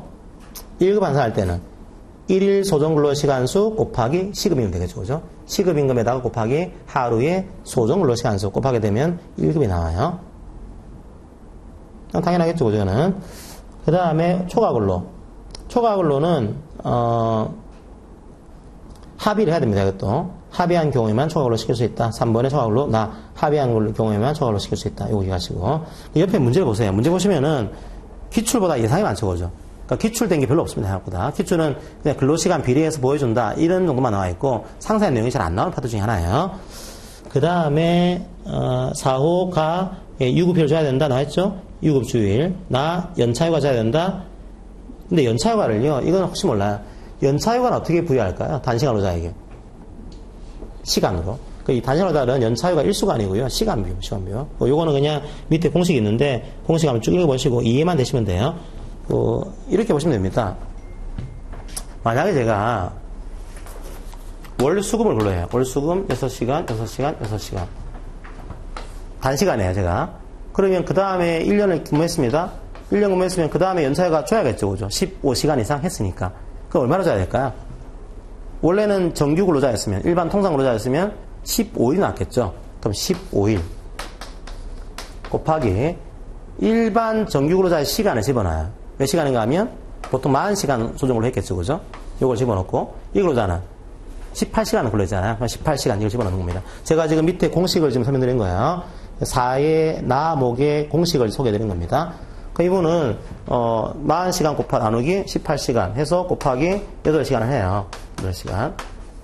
그러면 이제 8, 5, 40, 5, 35, 3, 8, 2, 24, 54시간. 맞죠? 그럼 이 근로자 선거는 그 다음에 15일이 나오는 게 아니고요. 54시간이 나오는 구조가 만들어집니다. 만약 이게 이렇게 나왔어요. 계산했더니 이게 달라지니까 53.5시간 이렇게 나왔습니다. 그러면 몇 시간일까요? 54시간. 1시간 미만은 소수점은 그냥 1시간으로 보겠다. 이렇게 만들어놨어요. 그게 나목으로 되어 있습니다. 자, 시간 단위로 하면서 1시간 미만은 1시간으로 본다. 그렇게만 이해하시고 넘어가시기 바랍니다. 그 다음에 유급주일, 유급주일과 산전휴가 이런 것들은 1급으로 환산해야 됩니다. 아까 연차휴가는 시간했는데, 산전휴가하고 유급주일은 1급으로. 그럼 1급으로 어떻게 환산했죠? 소정근로시간 곱하기, 이제, 하루 시간당 금액이 되겠죠. 그죠? 그런 식으로 환산한다. 또 하나 잘 나오는 것 중에 하나가 5입니다. 5. 지역규칙을 작성을 합니다. 근데 지역규칙을 따로 만들 수도 있을까요? 여기는 통상근로자의 지역규칙, 여기는 단시간근로자의 지역규칙 가능해요. 그러니까 단시간근로자에 적용되는 지역규칙을 별도로 만드는 거 허용하고 있다. 그게 5의 과목입니다. 넘어갈게요. 그러면 371쪽에 다목 단시간근로자에게 적용되는 지역규칙을 따로 만들지 않았어요. 그럼 어떻게 될까요? 그냥 당연히 141 지역규칙인 거니까 우리 회사의 일반 지역규칙이 단시간 근로자에도 적용됩니다. 그냥 만들었으면 만든 대로 적용하는 것이고 안 만들었으면 모든 근로자에게는 지역규칙이 적용이 돼야 돼요. 안 만들었으면 우리 회사에 있는 지역규칙이 적용되는 거겠죠. 그죠? 자, 그렇게 하시면 돼요. 그게 다목입니다. 자, 단시간 근로자에게 적용될 별도의 지역규칙이 작성되지 않은 경우에는 자, 통상 근로자에게 적용되는 지역규칙이 적용된다. 다만 지역규칙에서 이 조항은 단시간에게는 적용되지 않습니다. 이렇게 놨으면 배제하는 규정을 줄 수도 있습니다. 그럼 가능해요. 밑에 안 가로 2번 15시간 미만인 자에게는 적용 안 되는 규정들을 제가 적어놨으니까 그것들은 참조를 하시기를 바랍니다. 자, 넘어가겠습니다. 기간제 및 단시간 근로자 보호 대한 법률. 자, 이제 두 번째 예 보호조항 중에 하나가 차별적 처우를 이제 이제 금지하는 거죠. 그러니까 기간을 이제 끝나면 어떻게 보호할 거냐 그 문제하고 시간이 지나면 어떻게 보호할 거냐 그 문제. 근데 이제 또 하나의 문제가 자꾸 차별하는 거예요. 이게 정규직이 있고, 그러니까 무기계약직이 있고, 이제 기간제가 있는데 그 기간제한테는 뭐 성과급을 안 주고, 뭐 기간제한테는 뭐를 안 주고, 이제 정규직에는 무기계약직에는 뭐를 주고 있다. 뭐 이 경우에 이제 차별하지 말아야 되는 거 아니냐 이런 내용들을 만들어내고 있는 겁니다. 꽤 이제 그 드라마라든지도 꽤 나왔던 그런 내용들이죠. 자, 그런데 차별이라고 하는 것이 힘든 것 중에 하나가 모든 차별은 비교할 사람이 있어야 돼요. 이게 비교할 사람이 없으면은 이게 차별이 아닌지를 판단을 못 하는 거죠. 그럼 비교를 할 때 생기는 문제가 자, 지금 누구에 대한 차별을 금지하고 있는가 하면 기간제에 대한 차별을 금지하고 있는 겁니다. 그 다음에 누구에 대한 차별을 금지하고 있는가 하면 단시간 근로자에 대한 차별을 금지하고 있는 거예요. 단시간 근로자. 자, 또 이게 누구에 대한 차별을 금지하고 있는가 하면 아직 안 나왔지만 파견 근로자에 대한 차별을 금지하고 있습니다. 파견 근로자. 자, 이 차별을 금지하다 보니까 도대체 이 기간제 근로자하고 누구하고 비교를 하는 거냐 이게. 비교 대상이 있어야 돼요. 만약에 비교할 대상이 없으면 차별로 보기 힘든 측면이 있습니다. 그럼 기간제 근로자는 그 사업 또는 사업장에서 동종, 유사한 업무에 수행하는, 유사한 업무에 종사하는 기간에 정하면 있는 근로자. 한마디로 무기계약. 자, 그런데 그냥 무기계약 비교하는 게 아니고요. 그 사람과 같은 일을 하고 있어야 돼요. 동종, 유사한 업무. 요거를 하고 있는 무기계약직이 있으면은 두 사람 비교해서 차별하지 마세요. 만들어놨고요. 그러니까 이게 없으면은 차별인지 아닌지 몰라요. 알 수가 없어요. 이게요. 이게 있어야지만 차별인지 판단할 수가 있는 겁니다. 두 번째로는 단시간은 누구랑 비교할까? 단시간은 통상 근로자. 자, 우리 회사의 일반 근로자를 얘기하는 겁니다. 일반 근로자. 이거 똑같아요. 동종, 유사한 업무를 수행해야 된다. 동종, 유사한 업무를 수행하고 있는. 동종, 유사한 업무. 그 다음에 파견은 이게 내용이 같기 때문에 이번 시간에 설명드릴 게 그냥 파견은 또 누구랑 비교할까요? 파견의 특징이 뭐라고 했죠? 파견은 고용과 사용이 분리가 되어 있습니다. 여기가 파견 근로자가 있으면 이 파견 근로자를 고용한 사람이 따로 있고 이 고용한 사람이 파견 사업주였죠. 파견 사업주. 그리고 나에 대해서 사용하는 사람이 있었어요. 사용하는 사람. 사용하는 사람이 사용사업주였습니다. 그러면 여기서는 파견 근로자는 파견 근로자가 계약을 한 사람이지만 실제로 지휘감독 받고 있는 것은 사용사업주예요. 그럼 누구랑 차별하면 안 되는 거냐? 여기서는 동종유사업을 수행하고 있는 사용사업주의 근로자.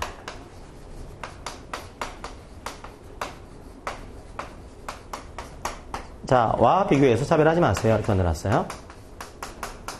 자, 그러니까 이 두 비교 대상이 있어야지만 차별할 수 있다. 차별인지 아닌지를 판단할 수 있다. 이렇게 여러분들이 이해하시고. 그러면 이게 과연 차별인지 아닌지를 한번 내용을 보도록 하겠습니다. 381쪽에 오겠습니다. 자, 이렇게 비교하는 거예요. 비교하는데 또 하나의 문제. 이렇게 할 수 있을까요? 기간제가 있고 기간제 근로자 비교를 하는데 누구랑 비교했냐 하면 동종 유사업을 수행하고 있는 기간에 정함이 없는 근로계약을 체결한 근로자인데 여기에 공무원도 비교할 수 있나요? 공무원도? 판례 같은 게 있는 거 아니에요? 이것도 결론만 기억하세요, 그냥. 여기가 뭐 해군이나 육군에 그 조리하시는 분들이 민간인 신분으로 들어온 분들 계시고, 여기에 이제 군무원 같은 이제 그 공무원들이 조리하는 분들이 계십니다. 이 두 사람이 차별하고 있는 거야. 여기서는 뭐 교통비를 주고, 여기서는 교통비를 안 주고 있고. 그럼 한쪽에서는, 아니, 차별하고 있는 거 아니냐? 그랬더니 여기서는, 아니, 차별하기 위해서는 계약직, 그러니까 사법상의 근로계약, 공무원으로서 임용된 사람이 아니고 근로계약을 체결한 사람만 비교할 수 있는 거지 어떻게 공무원을 비교할 수 있는 거냐? 그랬더니 우리 판례에서는 비교할 수도 있다 이거야. 비교할 수도 있다. 그게 첫 번째 판례입니다. 자, 기간제법 제8조 1항이 비교대상 근로자로 보이고 있는 기간에 정함이 없는 근로계약을 체결한 근로자를 반드시 사법상 근로계약을 체결한 근로자로 한정해서 해석할 것은 아니다. 그러니까 이게 뭐 공무원이 있다고 하더라도 공무원도 같은 일을 하고 있으면은 뭐 굳이 비교 안 할 거 없다. 이게 어차피 기간제 근로자의 어떤 차별을 보호하기 위한 거니까 넓게 보더라도 큰 문제가 없는 거다. 이게 우리 판례 시각이에요. 그 다음에 두 번째, 차별해서는 안 되는데 차별해서는 안 되는 내용은 봤습니다. 임금이나 정기상여금이나 경영성과금이나 기타 근로조건을 차별해서는 안 되는 거다. 그런데 회사가 이거 알고 있어요. 아, 그러면은 이 비교 대상이 없으면 우리가 차별하더라도 이게 다툴 수가 없는 거네. 이걸 알고 있는 거죠. 그래서 이 은행 사건입니다. 짧게 말씀드릴게요. 여기 기간제가 있고, 이게 무기계약직이 있고요. 뭐 정규직으로 이해하셔도 관계없어요. 무기계약이나 정규직이 있습니다. 자, 여기는 이분의 업무가 내부 통제 점검이라고 하는 업무를 맡고 있고, 이 무기계약직 같은 경우에는 계약서에 조금 다르게 놨어요. 주 업무를 적어놓고 부수 업무를 적어놨습니다. 그 주 업무는 주로 이제 마케팅에 달했고, 마케팅. 부수 업무가 내부 통제 점검이 달했어요. 자, 업무가 주 업무는 같지 않은 거죠, 그죠? 자, 그런 상황에서 중식대를 차별했어요. 식대. 그 다음에 통근비. 이분들은 안 주거나 작게 주거나, 이분들은 많이 주거나. 그랬더니 이분들이, 아니 왜 우리를 식대를 차별해? 누구는 탕수육 먹고 누구는 짜장면 먹자, 이게. 그래서 기분 나빠요. 바깥 차별하는 게 얼마나 기분 나쁜데, 그죠? 식대 차별하고 있는 겁니다. 통근비. 아, 누구는 왜 10만원 주고 누구는 5만원 주는 거냐, 이게. 이거 불합리한 차별이다. 합리적인 이유가 없는 차별인 거다. 얘기했더니, 이제, 그 은행 입장은, 아니, 비교할 사람이 있어야 된다. 근데 선생님은 비교 대상이 없어요. 동종사무를 수행하고 있는 근로자가 있어야 되는데, 이분은 마케팅하는 사람이에요. 그러니까 비교 안 돼요. 비교 안 되니까 이건 차별로 볼 수가 없어요. 그런 얘기를 했더니, 우리 판례는 과연 비교할 사람이 있는 거냐? 이거 어떻게 판단할 거냐고요, 어떻게? 규정 안 보겠다는 거예요, 규정. 시효규칙이나 근로계약에 명시가 되어 있는 그 내용이 아니고, 뭘 보겠다고요? 실제 수행한 업무, 실제 수행한 업무. 그러니까 그게 노동법의 특징이죠. 노동법은 형식을 중요하게 보지 않습니다. 노동법은 실질에 대한 노동자들의 어떤 권리를 보호하기 위한 법이기 때문에 형식을 잘 안 봐요. 중요한 것은 실제 수행해온 업무가 뭐냐 이걸 봅니다. 두 번째로, 아, 약간 그래도 차이가 있지 않습니까? 했더니, 주된 본질적인 내용이 뭐냐 이거야. 그러니까 첫 번째로는 형식을 보지 않고 실질을 보겠다. 두 번째로는 약간 차이가 있다고 하더라도 본질적인 업무가 뭐냐 이걸 보겠다는 거예요. 보니까 법원에서는 이렇게 되어 있지만 규정은 중요하지 않고 하는 일이 이거네요. 그리고 주된 업무가 이거네요. 그러니까 비교할 수 있는 겁니다. 이게 판례 시각이에요. 나와 있죠? 예, 그렇게 실제 수행한 업무를 중심한다. 그리고 다소 차이가 있다고 하더라도 주된 업무의 내용에 본질 차이가 없으면은 동종사무를 수행하는 거다. 이렇게 보시면 되겠습니다. 그러면 그렇다고 하더라도 차별에 합리적인 이유가 있으면 차별할 수도 있겠죠, 그죠? 보니까 그래도 비교 대상이 있다고 하더라도 차별할 수 있는 거 아닙니까? 예, 차별할 수도 있어요. 근데 그 차별에 합리적인 이유가 이제 있어야 돼요. 주로요, 합리적인 이유가 어디나 등장하는가 하면 이런 것들, 근속수당 이런 것들, 차별할 수 있겠죠, 그죠? 예를 들면, 계약직은 1년인데, 정규직은 한 3년 근무했어요. 그러니까 3년 근무한 분한테는 3년 근속수당 지급하고 있고, 1년 근무한 계약직에게는, 안 주고 있다, 이런 경우는, 나름대로 합리성을 인정할 수도 있어요. 요거는, 기간제나 어떤 정규직에 대한 차별이 아니고, 근속기간에 따른 차별 같은 경우는 합리성을 인정할 수도 있습니다. 그래서 주로 차별이 문제가 되는 것이 복리후생이에요, 대개는. 직무급 이런 것들은 쉽지 않습니다, 이게. 차별을 인정받기가. 그런데 식대, 차별에 합리적인 이유가 있습니까? 누구는 일 많이 했어, 이게 탕수육 먹고. 안 되잖아요, 그죠? 이건 누가 보더라도 합리적인 이유가 없이 차별하고 있는 겁니다. 통근비? 차별할 이유가 없는 거예요, 또요. 누구는 어디 택시 타고 오고, 누구는 콜택시 부르고, 누구는 걸어오냐. 그럴 수 없잖아요, 그죠? 그래서 요 차별은, 식대나 통근비는 합리적인 이유가 없이 차별한 거다. 이거 맞다. 그렇게 해서 판례가 인정하게 돼요. 자, 그게 판례 2번입니다. 불리한 처우란 기간제 근로자에게 발생하는 불이익 전반인데, 합리적인 이유가 없는 경우는 차별을 허용하지 않습니다. 합리적인 이유가 없는 경우라는 것은 아예 차별할 필요성이 없다라는 경우, 혹은 두 번째로 차별의 필요성이 있다고 하더라도 너무 과하다는 경우야. 그러니까 이 케이스는 제가 볼 때는 아예 차별의 필요성이 없는 케이스이거든요. 없거나 혹은 있다고 하더라도 너무 과하다, 이게. 이런 경우는 차별로 보겠습니다. 판례 시각이에요. 자, 넘어갑니다. 그 다음에 단시간 근로자. 단시간 근로자는 아까 봤으니까 통상 근로자하고 비교한다. 382쪽에 단시간 근로자. 당해 사업 또는 사업장에 동종 또는 유사한 업무에 수행하는 종사하는 통상 근로자와 비교해서 차별을 막고 있다. 이해하시면 되겠습니다. 나머지 내용은 동일해요. 그러면 제가 차별을 받았어요. 그럼 구제를 해야 될 거 아니에요, 그죠? 억울하니까. 그럼 구제하기 위한 절차를 만들어 놨습니다. 이 절차가 어떻게 하는가 하면 차별을 시정 신청합니다. 노동위원회. 거의 부당해고와 부당노동행위에 대한 차별 시정 절차하고 유사합니다. 이게 유사한데 약간 다른 측면이 있긴 해요. 이게요. 어떻게 하는가 하면 기간제 근로자나 단시 근로자가 차별받았다. 그러면 차별 시정해 주세요. 시정 신청을 진행합니다. 시정 신청. 요게 부당 노동행위나 부당 해고에서는 구제 신청이었죠, 그죠? 요거는 차별 받았으니까 요거 시정해야 됩니다. 시정 신청하고 두 번째, 요거는 제척 기간이 있어요. 얼마 안에 신청해야 될까요? 요건 6개월이에요. 부당 해고와 부당 노동행위는 3개월이었죠, 그죠? 근데 차별은 약간 기간적으로 신청하다 보니까 너무 시간이 촉박하면은 좀 그렇다. 그러니까 6개월까지 시간을 좀 벌어주겠습니다. 라고 해서 6개월 안에 차별에 대한 시정 신청을 해요. 그럼 이걸 신청하게 되면 내용은 똑같습니다. 이제 조사하고 신문에서 이걸 가지고 판정을 하는데요. 조사, 신문. 그 다음에 판정을 내려요. 그런데 약간 독특한 것 중에 하나가 원래 부당해고와 부당노동행위는 이런 구조였죠. 조사하고 신문에서 이게 시정해야 된다. 그럼 시정하는 명령입니다. 이거 시정할 필요 없다. 이거 문제 없다. 기각하는 결정을 내려요. 판정해서 이제 시정 명령. 이거 차별했네요. 교통비 지급하세요. 이렇게 시정하는 명령을 내릴 수도 있고요. 보니까 차별이 아니에요. 아닌 경우에는 기각합니다. 이게 기각한 결정. 이 구조는 부당해고나 부당노동행위랑 똑같은 구조입니다. 똑같은 구조인데 다른 점이 뭔가 하면은 이게 뭘 신청한가 하면 일반적으로 판정 거죠. 판정인데 이 차별에 대한 시정에 대해서는 가운데 뭐가 가능한가 하면 조정도 할 수가 있어요. 이게요. 그러니까 우리가 배웠던 내용은 조정과 판정은 다른 영역인데 이 차별에 대해서는 조정을 조정할 수도 있어요. 경우에 따라서는 중재를 할 수도 있습니다. 중재. 그러니까 이런 거죠. 이게 차별에 대한 차별 맞냐라고 하는 OX로 할 수도 있겠지만 그냥 둘이 모아가지고 그냥 뭐 조정안 제시할게요. 그냥 이렇게 하면 한 50만 원 주시고 이렇게 해서 하는 게 어떨까 이런 식으로 조정하는 것도 허용을 하고 있습니다. 이게 일반에서는 화해 같은 걸로 되긴 되는데 유사한 겁니다. 이게 조정과 중재를 하는 것도 가능하다 이렇게 만들어놨어요.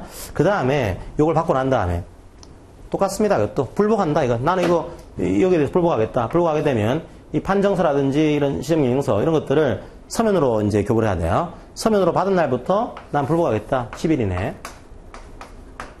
중앙노동위원회, 중노위에 여기는 지방이 되겠죠, 그죠? 지방노동위원회. 중노위에 이걸 재심을 신청해요. 재심 신청. 그래서 재심 신청해서 중노위도 동일하게 조사하고 신문에서 이제 판정하는 이런 구조가 만들어집니다. 재심이죠, 그죠? 그럼 중노위 재심 판정서를 받고 난 다음부터도 불복하겠다 그러면 다시 이때부터 15일 이내 15일 이내 행정법원에 소를 제기할 수 있습니다. 행정법원에 소를 제공. 그 다음에 이제 고등법원 가서 대법원까지 가는 이런 구조겠죠. 자, 이 구조는 똑같이 동일하게 진행되니까 여러분들이 이 내용을 그대로 이해하시면 되겠습니다.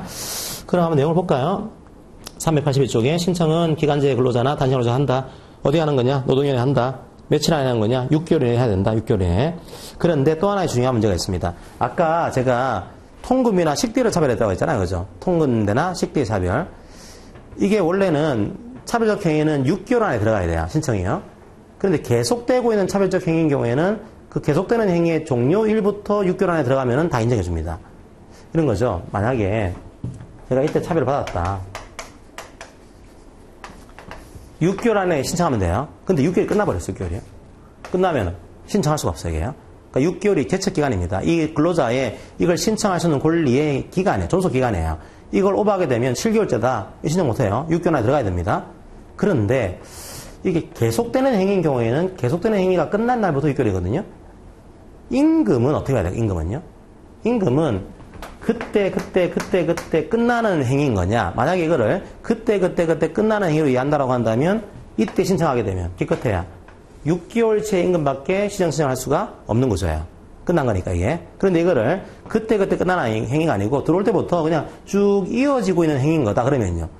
종료된 것이 아무것도 없는 거야. 그러면 전체 기간에 대해서 임금 차별 신청을 할 수가 있습니다. 우리 판례에서는 임금을 계속되고 있는 것으로 이거를 그때 끝나는 차별이 아니고 계속 이어지고 있는 차별로 이해해서 기간제법이 시행된 이후에 전체 기간에 대해서 차별을 신청할 수가 있다라고 하는 그런 판례가 등장하게 됩니다. 그게 첫 번째 판례예요. 자, 임금의 차별적 기업은 계속되는 차별소에 해당한다. 이 판례가 하나 있고, 그 밑에 판례는 뭐 2차형으로도 충분히 나올 수 있는 그런 판례입니다. 어떤 케이스가 하면 이게 시정을 신청하기 위해서는 뭐가 있어야 될까요? 이게 나중에 판단하기 위해서는 시정이 있어야 돼요. 그러니까 시정이익이 없으면은 이 판단하지 않습니다. 그러니까 이런 거죠.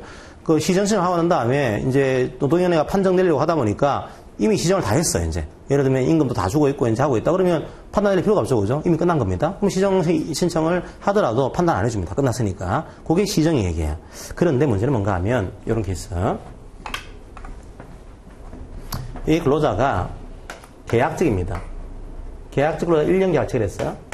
근데 1년이 다 돼가는 시점에 첫 번째 케이스, 해고에 대한 해고를 신청했습니다. 해고에 대한 구제 신청. 내가 1년 안 끝났는데 해고를 당한 겁니다. 그러니까 억울하니까 노동위원회 가서 부당 해고입니다. 구제 신청을 얘기했어요. 구제 신청을 제기하는 과정에서 기간이 끝나버렸습니다. 그럼 어떻게 될까요? 판단 안 해줍니다. 구제이익이 없다고 그런 거예요. 해고에 대한 구제 신청은 복직을 하려고 하는 그런 신청인데 이미 기간이 끝나게 되면 기간 만료는 뭐라고 했어요, 얘가? 계약관계는 자동으로 끝나는 거. 그러니까 이게 구제에 대한 명령을 내려봤자 의미가 없는 거예요. 그때는 구제이익이 없습니다. 그러니까 판단을 안 해줘요, 그냥 끝났습니다. 그러면 저 어떻게 하라고 그러면은, 그냥 법원 가서 부당 해고 무효 확인서하고 임금 청구서를 한꺼번에 제기하세요. 이렇게 얘기하는 거예요. 우리 노동위원회는 끝났습니다. 할 수가 없어요. 이렇게 하는 거예요. 그런데 만약에 이런 경우는 두 번째, 이 근로자가 차별을 받고 있는 겁니다. 임금 차별을 받고 있어요. 그래서 기간이 끝나기 전에 차별에 대한 시정을 신청했어요. 차별에 대한 시정 신청. 그런 상황에서 이 근로자의 기간이 끝났습니다. 이 경우는요. 시정 신청을 하기 위해서는 시정의 이익이 있어야 돼요. 이건 있을까요? 있다는 거예요. 이건 시정이익이 있다. 아니, 농사님 아까 해고에 대한 구제를 신청할 때는 구제이익이 없다고 했잖아요. 근데 이건 있다는 얘기가 무슨 말입니까? 이건 달라, 이거는요. 해고에 대한 구제이익은 내가 원직에 복직을 하겠다. 그런 신청이기 때문에 기간이 끝나면은 이익이 없어요. 근데 차별에 대한 시정 신청은 왜 하는 거죠? 내가 원직에 복직하겠다. 이게 아닙니다. 그냥 그 기간 동안에 잘못된 차별을 내가 시정받겠다. 이런 식이니까 시정 신청은 기간이 끝났다고 하더라도 이익이 있어요. 이거는요. 내가 원직에 복직하겠다. 이 신청이 아닌 겁니다. 그러니까 기간이 끝났다고 하더라도 이 신청은 우리가 받아준다. 이거 판단하겠다. 이게 우리 판례의 시각입니다. 그게 맨 밑에 내용이죠. 자, 시정 신청 단시에 혹은 시정 절차 진행 도중에 근로계약 기간이 만료가 됐다는 이유만으로서 시정이익이 소멸되는 것은 아니다. 이거는 구제이익하고는 다른 거다. 이렇게 봐서 인정한 그런 케이스입니다. 그 다음에 이제 몇 가지는 쭉 읽어볼게요, 그냥. 그럼 차별에 대해서 이 처우를 이제 시정신청을 해요. 어떻게 해야 되는 거냐? 383쪽에 그 내용을 구체적으로 명시해야 돼요. 내가 어떤 식으로 차별받았습니다. 이 명시해야 됩니다. 그냥 두루뭉실하게 왠지 차별받고 있는 느낌이 듭니다, 이게. 안 돼요. 어떤 식으로 차별받았습니다. 이거를 명시해서 신청해야 되고. 그 다음에 또 하나 중요한 거. 입증 책임. 이 차별에 대한 입증 책임은요, 누가 지는가 하면 사용자가. 이걸 근로자한테 입증 책임 불리게 되면은 기간제 근로자가 정보도 없는데 입증 못 하겠죠, 그죠? 이건 사용자가 이 차별은 차별이 아닙니다. 혹은 이 차별에는 합리적 이유가 있습니다. 이걸 입증해야 돼요. 근로자한테 입증하기에는 못 합니다, 이게. 자, 그리고, 신청으로 오면은 조사하고 신문을 해요. 직접 필요한 조사와 신문하고 또 하나 똑같은 내용으로 직권으로 증인을 출석하게 하는 것도 가능하다. 그러니까 우리 노동위원회는 상당히 직권주의를 가미하기 때문에 당사자가 신청하지 않았더라도 노동위원회 직권으로 증인을 출석하게 하는 것, 이것도 가능해요. 그리고 증거 제출과 반대 신문할 수 있는 충분한 기회를 줘야 된다. 이것도 보시고. 조정 중재는 조금 이제 내용이 복잡하기 때문에 그냥 읽어보시는데요. 문제가 거의 안 나왔어요, 이거는요. 이건 그냥 이렇게 하세요. 원래는 판정을 해야 돼요. 시정, 명령, 혹은 기각 결정을 해야 되는데 중간에 조정과 중재도 할 수 있다. 그런 내용들을 만들어 둔 겁니다. 조정은 쌍방에 신청하거나 일방에 신청하거나 혹은 직권으로 조정 절차 개시하는 것도 가능하다. 독특하죠, 그죠? 여기서는 직권으로 조정도 할 수 있습니다. 조정도 할 수 있어요. 왜 가능할까, 이거는요? 조정은 뭐라고 했죠? 구속력이 없어요. 그러니까 나오더라도 따를 필요가 없으니까 우리가 직권으로 일단 하는데 나오면은 안 따르셔도 관계없어요. 이런 거 좋으니까 직권으로도 조정할 수 있어요. 하지만 중재는 안 돼요. 중재는 구속력이 있습니다. 따라야 돼요. 따라야 되니까 쌍방이 미리 합의해야 돼요. 합의해서 조정을 중재 신청하면 중재 따라야 되거든요. 그렇게 할 수도 있습니다. 조정 중재는 14일 이내에 이제 신청을 해야 되고요. 그 다음에, 제시기한은 60일입니다. 60일 이내에 조정안과 중재정을 제시해야 된다. 이렇게만 이해하시면 되겠습니다. 나머지는 읽어보세요. 이것도 워낙 나름대로 괜찮은 그런 내용들인데, 아직 문제화 되지 않았고, 하지만 요거 가능하다. 그 정도로 이해하시고서, 기간도 약간 다르죠, 그죠? 기간도 이제 14일 이내 신청 기간이, 그 다음에 중재안 제시기한이 60일이에요, 60일. 그러니까 저희들이 여러분들 기억하시나요? 그 조정과 일반 조정중재. 조정은 이제 일반 사업은 10일, 그죠? 합의하면 10일. 공익사업은 15일. 합의하면은 15일. 이렇게 됐었죠? 중재는요? 중재 해부된 날부터 30일간 쟁의를 못했죠. 그러니까 30일이었죠, 그죠? 근데 여기서는 그게 아니고 그냥 신청 기간 자체가 해야 되는데 차별적인 처우의 신청을 한 날로부터 14일 이내에 조정과 중재를 신청을 해야 돼요. 그 다음에 제시기한은 10일, 10일, 15일, 15일 그런 게 아니고 60일 이내에 제시를 해야 됩니다. 이게. 자, 그 내용만 기억하시고 넘어가시면 되겠습니다. 자, 오히려 중요한 것은 이제 보통 이런 식으로 하지 않고 판정을 내립니다. 판정을 내려요. 판정의 내용, 예, 시정명령 384조. 이게 부당해고였으면 어떻게 했습니까? 부당해고였으면 구제하는 명령과 기각하는 결정이 떨어지겠죠. 그죠? 여기에서는, 예, 시정하는 명령과 기각하는 결정이 떨어집니다. 이거 차별적 처우가 맞네요. 그런 경우는 시정하는 명령. 이거 차별적 처우가 아니네요. 그때는 기각하는 결정. 똑같습니다. 부당해고와 부당노행이랑 서면으로 당사자에게 각각 교부해야 되고, 그 다음에 시정명령의 내용과 이행기한 등을 구체적으로 기재를 해야 됩니다. 그러면 이 시정명령을 내렸다. 이 시정명령 안에 뭐 어떤 내용이 들어가야 될까요? 들어가는 내용은 밑에 나와 있습니다. 예, 차별적 행위의 중지. 그러니까 앞으로 이 차별적 행위 하지 마세요. 이렇게 할 수도 있고, 그 다음에 임금을 안 주고 있는 거예요. 임금의 근로조건을 개선하세요. 이렇게 할 수도 있고, 혹은 이 근로자가 이미 퇴직을 했어요. 이미 퇴직한 근로자는 이거 차별받은 상태가 해소가 안 되는 거잖아요. 그때는 적절하게 배상하세요. 이런 식으로 적절한 배상 등이 포함될 수 있습니다. 그리고 또 하나 중요한 거. 이거 올해 이제 공무원 7급 시험인가 나왔던 문제인데 중요한 문제입니다. 그러면 제가 차별을 받았어요. 차별을 이제 한 100에 대한 차별을 받았습니다. 100에 대해서. 이제 정규직은 이제 통상이나 혹은 무기계약직은 200을 주고 있는데 저는 100밖에 안 주고 있는 거예요. 그럼 100만큼의 손해가 생긴 거죠. 그러면 시정명령은 어떻게 나올까요? 일반적으로 100에 대한 손해가 있는 거니까 100을 배상하세요. 이렇게 나올 거 아니에요. 그죠? 그런데 우리나라 이게 일반 원칙입니다. 근데 미국 같은 데 보시게 되면 배상 중에 어떤 제도가 있는가 하면 이게 징벌적인 손해배상이라는 제도가 있습니다. 이거 뭔가 하면은 원래는 손해만큼 배상하는 게 원칙이에요. 내가 100의 손해를 얻었으면 100을 배상해주면 되는 구조인데 이거 너무 괘씸하다. 원래는 형사처벌해야 되는데 그거 좀 그러니까 우리가 배상을 더 심하게 하는 걸로 해서 사실상 벌 내리는 효과를 내리겠다. 이게 징벌적인 손해배상 제도예요. 우리나라는 거의 인정하지 않습니다. 그런데 여기서 아주 약하지만 인정을 했어요. 어떻게 했냐면 원래 손해액은 100인데 이 사람이 너무 차별을 반복하고 있다. 너무 차별이 고의다. 명백한 고의다 이게. 그때는 3배수까지 손배를 인정할 수 있어요. 그러니까 이게 원래 100의 손해가 있었다고 한다면 원래 100만 주는 것이 원칙인데 3배수까지는 이런 경우에는 배상을 명할 수 있다. 일종의 손해배상 받은 것보다 더 큰 액수로 배상하는 제도이기 때문에 아주 약한 종류의 징벌적인 손해배상 제도를 도입하고 있는 것으로 이해하시면 돼요. 근데 원래 징벌적인 손해배상 되기 위해서는 이가지고 어림도 없어요. 그냥 보통 한 100배, 1000배 해야 되게요. 4개에서 3배이기 때문에 약간 약한 그런 제도를 두고 있습니다. 자, 볼까요? 배상의 원칙, 손해액을 기준으로 합니다. 하지만 예외, 명백한 고의가 인정되거나 반복되는 경우에는 원래 손해액을 기준으로 해서 3배를 넘지 않는 범위 내에서는 배상을 명령할 수 있습니다. 자, 받았어요. 받고 난 다음에 불복이 있습니다. 불복하려고 합니다. 똑같아요. 10일 이내 중노의 재심 신청, 그 다음에 15일 이내에 행정소송을 제기할 수 있습니다. 그때 제기하지 않게 되면 이 결정은 확정됩니다. 확정돼요.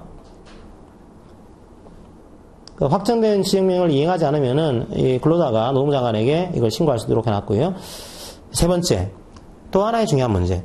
그런데 이 차별적인 처우에 대한 시정이 잘 될까요, 안 될까요? 잘 안 돼요, 생각보다. 왜요? 누가 신청해야 되는 겁니까, 이게? 근로자가. 내가 차별받고 있는 근로자가 신청해야 돼요. 이 근로자가 신청하는 그 순간에 재계약 안 돼요, 그죠? 제기 안 될 거 아니에요? 그러니까 누가 이걸 자기 용기 있게 신청하겠어요? 내가 차전시하는 그 상황에서 바로 인사팀장이, 다음번에 재계하려고 했더니, 좀 안 하려는 말이지? 신청 안 한단 말이에요. 그러니까 이게 쉽지가 않아요. 내가 들어가서 뭔가 신청하기가 쉽지가 않은 겁니다. 그래서 아주 독특하게, 원래 노동위원회는 피해를 당한 근로자가 신청하지 않게 되면 움직이지 않습니다. 움직이지 않는데, 이 제도에서는 피해를 당한 근로자가 신청하지 않았더라도 움직일 수 있는 그런 제도적인 기반들을 만들어 놨어요. 그게 3번입니다. 노동부 장관의 차별적인 처우 시정 요구라고 하는 그 내용들을 만들어 놨어요. 자, 이건 어떤 내용인가 하면, 이제, 노동부 장관입니다. 되게 실무적으로 근로감독관이 되겠죠, 그죠? 노동부 장관이 사업장에 간 거예요. 가서 조사를 합니다, 이제. 조사를 해보니까 차별이 있는 거예요. 그러니까, 여기, 이제 서류를 봤더니 기간제 근로자 차별 좀 하고 있는 거 아니에요? 이거, 시정하세요? 시정하는 요구를 합니다. 이거 시정해야 됩니다. 시정하는 요구를 합니다. 그에 따르면 끝나는 문제예요. 근데 따르지 않습니다. 그러면요, 노동부 장관이 노동위원회에다가 그 사실을 통보합니다, 이거를요. 그러니까 원래 노동위원회에 가는 거는 근로자 개인이 신청을 해야 돼요. 그런데 여기서는 노동부 장관이 그냥 조사해보고, 그냥 들어가서 근로감독 해보고, 보이니까, 그거 시정하세요? 요구했습니다. 시정을 따르지 않습니다. 그때는 노동부 장관이 노동위원회에 이 사실을 통보해줘요. 그럼 노동위원회가 판단합니다. 이게 판단해요. 그러니까 원래는 노동위원회는 준사법기구이기 때문에 일반적으로 신청하지 않으면 움직이지 않습니다. 하지만 여기서는 개인 근로자가 신청하지 않았더라도 판단해 주는 거죠. 그죠? 그 내용이에요. 자, 그러면, 3번의 두 번째 문단, 노동부 장관은 사용자가 시정 요구에 응하지 아니할 경우에는 이 차별적 처우의 내용을 구체적으로 명시해서, 그러니까 노동부 장관이 명시하는 거예요. 이걸 노동위원회에 통보해 줍니다. 그럼 노동위원회는 심리합니다, 이게. 노동위원회는 이게 뭐 신청자가 있기 때문에 심리를 해주는 거죠. 노동위원회는 노동부 장관의 통보를 받은 경우에는 지체 없이 차별적인 처우가 있는지 여부를 심리해야 된다. 그럼 노동부 장관이 이제 나의 시정령이 옳다라고 하는 것이 이제 확정이 되는 거죠. 그죠? 자, 그래서 이런 식으로 차별을 시정하는 제도들도 하나 만들어 놨습니다. 그러니까 여기서는 물론 노동부위원회가 어떤 근로자 신청을 받아가지고 판정하는 건 아니지만 노동부 장관의 통보를 받아가지고 이게 차별인지 아닌지 심리를 해서 보는 이런 구조를 만들어 둔 겁니다. 그 다음에 네 번째, 또 하나의 문제가 있어요. 이 또 하나의 문제 뭔가 하면은, 근로자 개인, A라는 근로자가 이 구제를 시정을 신청해서 시정을 받았습니다. 근데 문제는요, 다른 근로자들은 안 될 거 아니에요, 그죠? 이 시정 신청의 그 혜택은 시정 신청을 한 근로자에게만 돌아옵니다. 그런데 보니까요, 아니, A라는 근로자가 같은 지금 일하고 있는 다른 기간제 근로자도 있는데, 그럼 이 다른 기간제 근로자는 또 그러면 노동위원회 와서 이거 신청해야 되는 거냐, 어떻게 해야 되는 거냐, 이 문제는 하겠죠, 그죠? 그걸 좀 쉽게 할 수 있도록 4번, 노동부 장관은 확정된 시정명령을 이행할 의무가 있는 사용자의 사업 또는 사업장에서, 그러니까, 이제, 기간제 근로자에 의해서 시정명령을 받은 거예요. 받은 이 사용자의 사업장에 보니까 또 다른 근로자가 있는 거예요. 그럼 이 근로자에 대해서는 그냥 노동부 장관이 이거 시정하세요. 요구할 수 있습니다. 그러니까 나라 A라는 근로자가 이미 받았는데 다른 근로자들이 또 있는 거예요. 그러면 노동부 장관이 들어가서 이 근로자 똑같네요. 똑같으니까 이 사람도 시정하세요. 요구하는 겁니다. 요구 받으면은 끝나는 문제. 안 받으면은 다시 노동위원회에 통보하는 이런 제도를 만들어낸 겁니다. 자, 그렇게 여러분들이 이해하시고 나머지 것들은 읽어보시면 되겠습니다. 그 다음에 2번을 볼게요. 원래 우리가 근로계약을 체결할 때는 이 내용을 서면으로 명시하세요. 이런 내용이 있는데 특별히 기간제와 단시간 근로자의 서면 명시사항을 따로 만든 겁니다. 여러분이 기억하시는 일반 근로자의 서면 명시사항 기억나시나요? 일반 근로자의 서면으로 명시를 해서 계약을 체결해야 될 사항. 임금의 구성 항목, 계산 방법, 지급 방법, 조정 근로 시간, 연차의 거부가, 유급 주일 거죠. 그거는 일반 근로자에게 서면으로 명시해야 됩니다. 근데 단시간이나 기간자에게는 요 법에서 다른 내용을 적어둔 거예요. 첫 번째 근로계약 기간, 두 번째 근로시간 휴게, 두 번째, 세 번째 임금의 구성 항목, 계산 방법, 지급 방법, 네 번째 휴일 휴가, 다섯 번째 취업 장소와 종사해야 될 업무. 원래 취업 장소와 종사해야 될 업무는요, 일반 근로자들은 서면으로 명시할 사항이 아니에요. 그냥 명시사항이지. 여기서는 서면으로 명시하세요 만들어놨고, 거기에 플러스 단시간 근로자들은 근로일과 근로일별 근로시간을 명시를 해야 됩니다. 자, 이 내용도 하나 기억하시고 넘어가시면 되겠습니다. 자, 이 정도로 여러분들이 그 기간제 부분 이해하시고요. 시황예상 더 하지는 않을게요. 근데 아직까지 여러분들이 안 본 게 또 있어요. 그것까지 보고 이제 마치겠습니다. 오늘 기간제 부분 약간 시간이 많이 걸립니다. 386조로 올게요. 386조. 바로 뒤로 오겠습니다.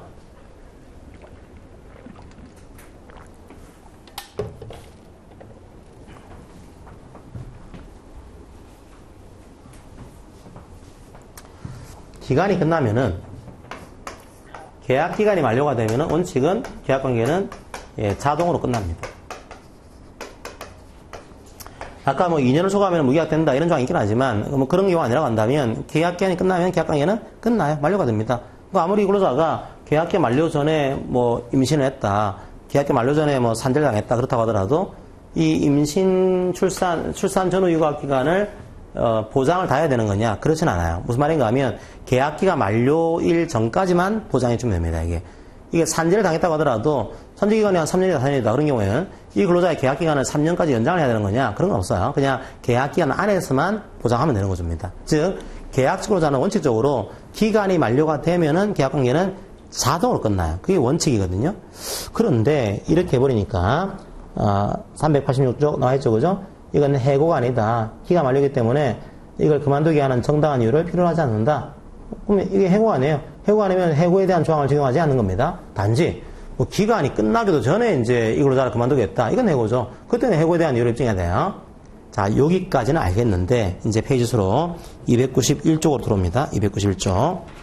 291쪽의 내용을 잠깐 볼게요. 맨 앞에 나와 있을 거예요. 291쪽. 요건 약간 2차형 문제 가까운 문제인데 그래도 소개해드리는 게 좋을 것 같아서 보겠습니다. 이게 작년도 2차 문제였죠. 작년도 2차 문제. 기간이 끝났다.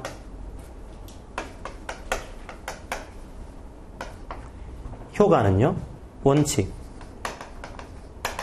자동 종료. 예외. 자, 기간이 끝나게 되면 계약관계는 자동으로 끝나는 거다. 이게 원칙이에요. 그런데 기간이 끝났더라도 이게 자동 만료가 아니고 이거 해고 아니냐 이런 케이스가 있습니다. 원래 기간 만료는 이제 그냥 해고가 아닌 거니까 그냥 편하게 할 수가 있는 구조인데요. 기간 만료라고 하더라도 얘를 해고로 봐가지고 사용자가 해고의 정당한 이유를 입증해야 되는 그런 케이스가 나오지 않냐 이거예요. 그 법리가 세 가지가 있습니다. 세 가지. 한마디로 해고로 보는 케이스.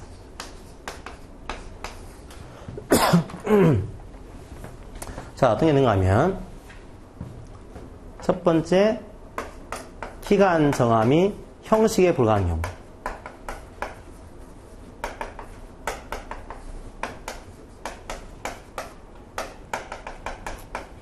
그냥 1차니까 판례의 결론만 기억하세요.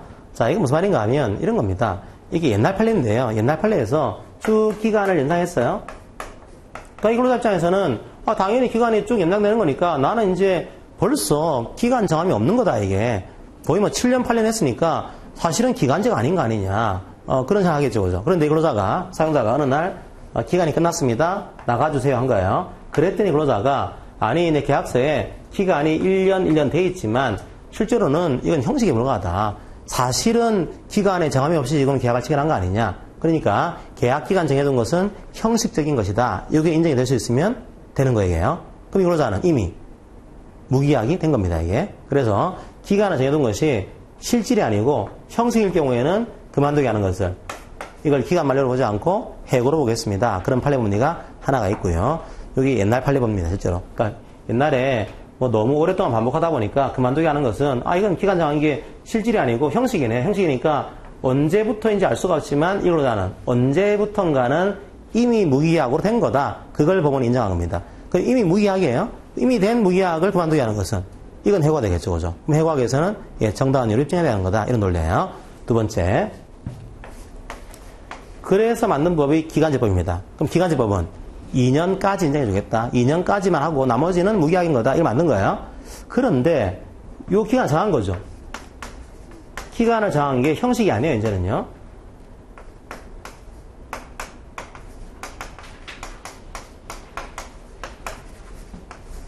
즉 진짜로 1년까지만 근로시키려고 계약기간 정한 겁니다. 이거죠.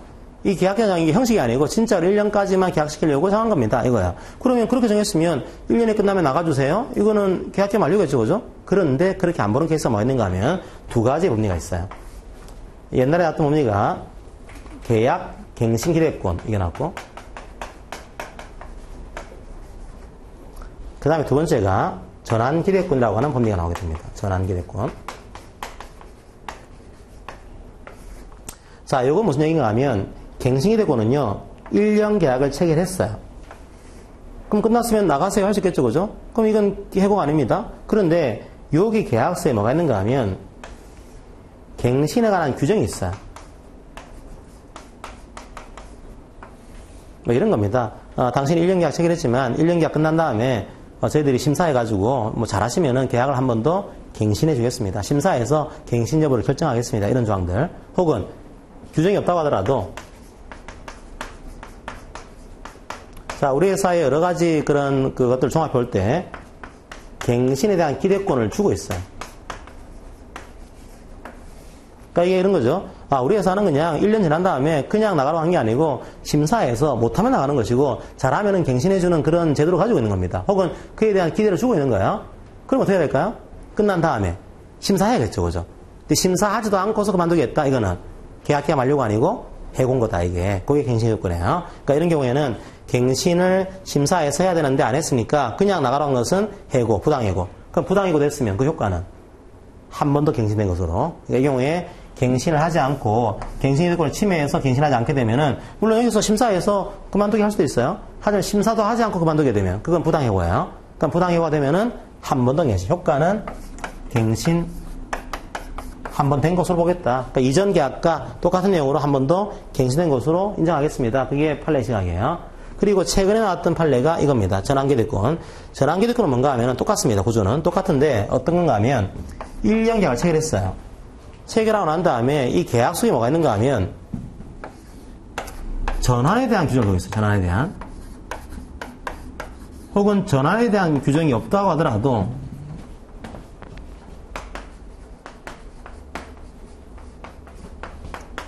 전환 기대권을 주고 있습니다. 자, 이게 뭔가 하면은 여기서는 이게 뭐였죠?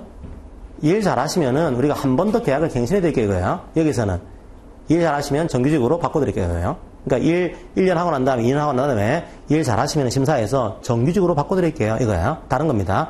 갱신기득권은 한 번 더 계약을 갱신해 드릴게요, 이거예요. 전환기득권은 잘하시면은 다음번에 정규직으로 바꿔드릴게요, 이거예요. 전환을 아예 얘기한 겁니다. 그런데 어떻게 할까 그러면 마지막에 심사를 해야겠죠, 그죠?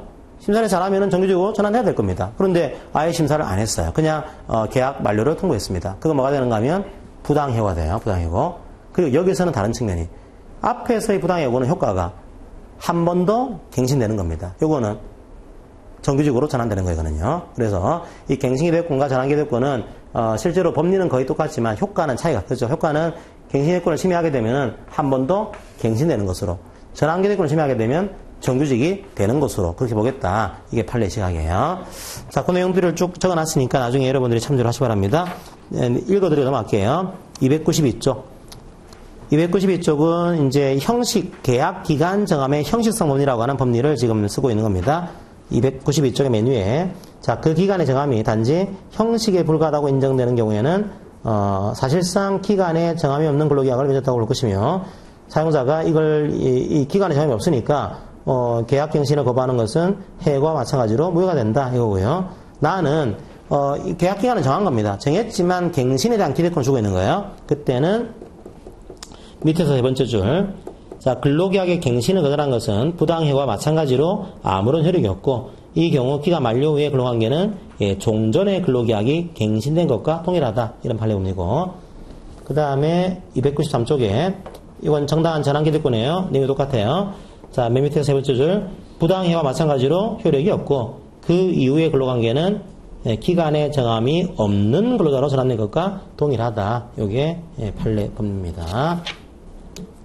자, 그 정도 여러분들이 1차에서는 이해를 하시면 뭐 웬만한 것들은 풀 수 있지 않을까 그런 생각이 듭니다. 자, 기간제법은 이것으로 조금 사실은 뭐 이게 2차까지 공부하시려면 훨씬 더 해야 되는 파트인데 뭐 시간 관계상 다 하기 힘들 것 같고 나중에 제가 설명 안 드린 부분들은 다시 읽어가시면서 정리를 하시기 바랍니다. 자, 여기까지 마치고 다음 시간에 제가 파견법부터 들어가도록 하겠습니다. 시간이 약간 미뤄졌는데 다음 시간부터는 약간 빠르게 해서 진행하도록 하겠습니다. 예, 잠깐 쉬었다가 파견법 보도록 할게요. 잠깐 쉬겠습니다.